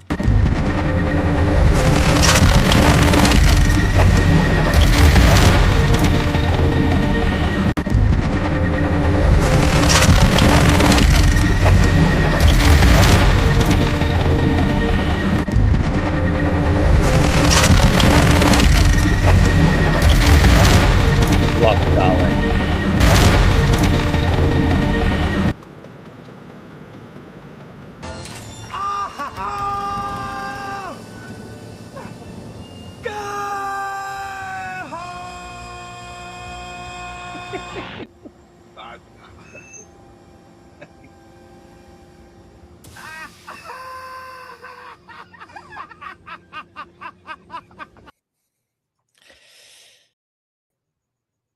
So it's not me. It's not me. These are just things I find. I didn't come up with this stuff. It's not my idea. It's not my idea at all. You know, it's what the people are feeling. I'm just pointing out what people are saying. After yesterday's successful extraction of Morado, British people are overwhelmingly calling for President Trump to do the same with Keir Starmer. It's caught on. Like, there doesn't seem to be many nations who will say, can you please get rid of our leader too, because he's a corrupt piece of shit just like the others. A message to President Donald Trump after freeing Venezuela from Nicolas Maduro. The people of the UK have just one favor to ask: Keir Starmer next, please. You know, dear President Trump, I know many people will condemn your recent actions. However, I am asking, on regards of the dire situation here in the United Kingdom, please can you send your forces to take Keir Starmer, Sadiq Khan, and Labour again? Amazing Labour Party. Exactly, I actually spelt it the word Labour, you know, with a U, you know, properly. Unlike our Labour Party. Oh, shit, there was a word I noticed. I think it was a German word. I have to look that up. Remind me, ladies and gentlemen, the Labour without a U actually had a meaning that I've forgotten. Anyway, I'll deal with that later. Everyone in the UK wants to be freed from Labour. Trump, save us like you did Venezuela. Look at him. Like, wow. President Trump, save us from the left's secular, dictatorial, corrupt EU. Moving to the EU now. Iranian women begs President Trump to intervene and save the Iranian people after the regime killed at least 29 protesters. Don't let them kill us. Trump, a symbol of peace. Don't let, I don't know about it's weird, the commas there instead of whatever you call it, apostrophe. Anyway, and here's the woman they're talking about, you know, this bitch, you know, dressed up like a clown, supporting, you know, the hatred of Trump while condemning her own people. It's a wonderful human being. Mexicans, hey, Dios mío, why do we have so much cartel violence? Senor Trump, please save us. Also, Mexicans accepting candies from the cartel during a Christmas parade in their own town. And this is actually a screenshot of the video, and it's like fucking big ass Hummer after Hummer with Christmas decorations giving out candy to children. Yes, it's a wonderful world we live in where, you know, the Christmas show in Mexico is provided by drug cartels. Wonderful world. Thank you. Sips to the beautiful world that we live in, the world that we continue to facilitate. And then want to tell me about humanitarian efforts. Yeah, right. All right. Anyway, I think we've run out of things because we're back to the beginning. So there's that bit. So the whole world wants Trump to save us. Is he really going to be the savior, though? Because at the end of the day, God helps those who help themselves, apparently. What are you going to do? What are you going to do? Well, I was going to end the show with weather, but then I went on a tangent, didn't I? Everything got weird. Anyway, it's been an exhaustive, long episode for somebody who wasn't going to do one in the first place. I got carried away and excited, and I want to thank you all for persevering through electrical outages, loss of bottle openers, and I guess my lethargy in general. So thank you, Sips. I hope you've enjoyed the show. Look, you can help us out by contributing. If you got something to say, drop me a line. NQ Freedom Network at protonmail.com. Be a part of the show. Don't just watch it.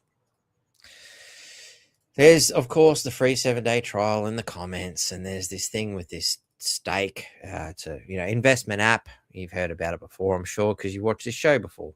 Look, check it out. What do you got to lose? I actually made quite a bit, even bits around here and there.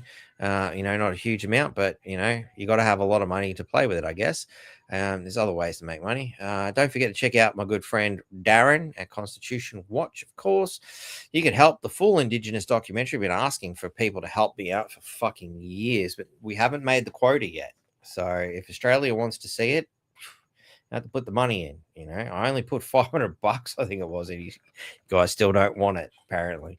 So anyway, give, send, go for the lovely doctors who are fighting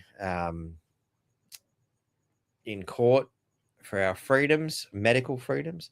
There's the $10 free Bitcoin thing. You'll also find all that shit in the description too if you're interested in Bitcoin. Solemn League and Covenant at gmail.com. If you love the work that Jackie does and you want to get a hold of her, that's the way to go. Oh, excuse me. Just going through the whole bloody list today because I cannot be bothered thinking too much. Of course, lovely people at Know Your Rights. If you want to get involved a little bit more in the legal side of things, and they're looking for people to help out in any way, shape, or form. You want to get informed, drop a line to Darren or Daryl at info@knowyourrightsgroup.com.au, and you could be a part of a revolutionary movement there too. Outside of that, you should probably check out at NQ Freedom on X and Telegram. Telegram in particular. I was a bit slack today and I didn't put all the links up, but I usually put links directly to the show on all the 5 major places that I post to. If you need a quick reference to things, but I also drop reference notes that are generally relevant to whatever we're talking about on the day on that platform, because it's a lot easier. So anyway, thank you all for watching. I hope you've enjoyed it. Look, we actually do just a very important note. We may not do a show Sunday. I may or I may not. I don't know, because there's a cyclone coming for us. It's only a little one. It's okay. Sips. We've got our beer. Got the Jenny. Get everything we need. We'll be right. I've dealt with it before and I'll deal with it again, but we may not have power. We may have an inability to provide a show. If I can, hell yeah. If I'm not, some meditative thoughts, some goodwill towards good old Batty. That'd be wonderful. Even better if you decide to become, a Patreon and actually help out the show. That'd be really good. And a big shout out to my amazing Patreons and you beautiful people, like especially people like Jake Soy, who love it so much. He didn't sign up once, he signed up twice. What a stand-up. Absolutely amazing person. Actually, I have to get you on again. It's been a while, so we have to have you on, Jake, I reckon, because you have certainly earned it. Thank you, my friend. But everyone else, I hope to see you Sunday. If not, I'll be battening down the hatches. Sips.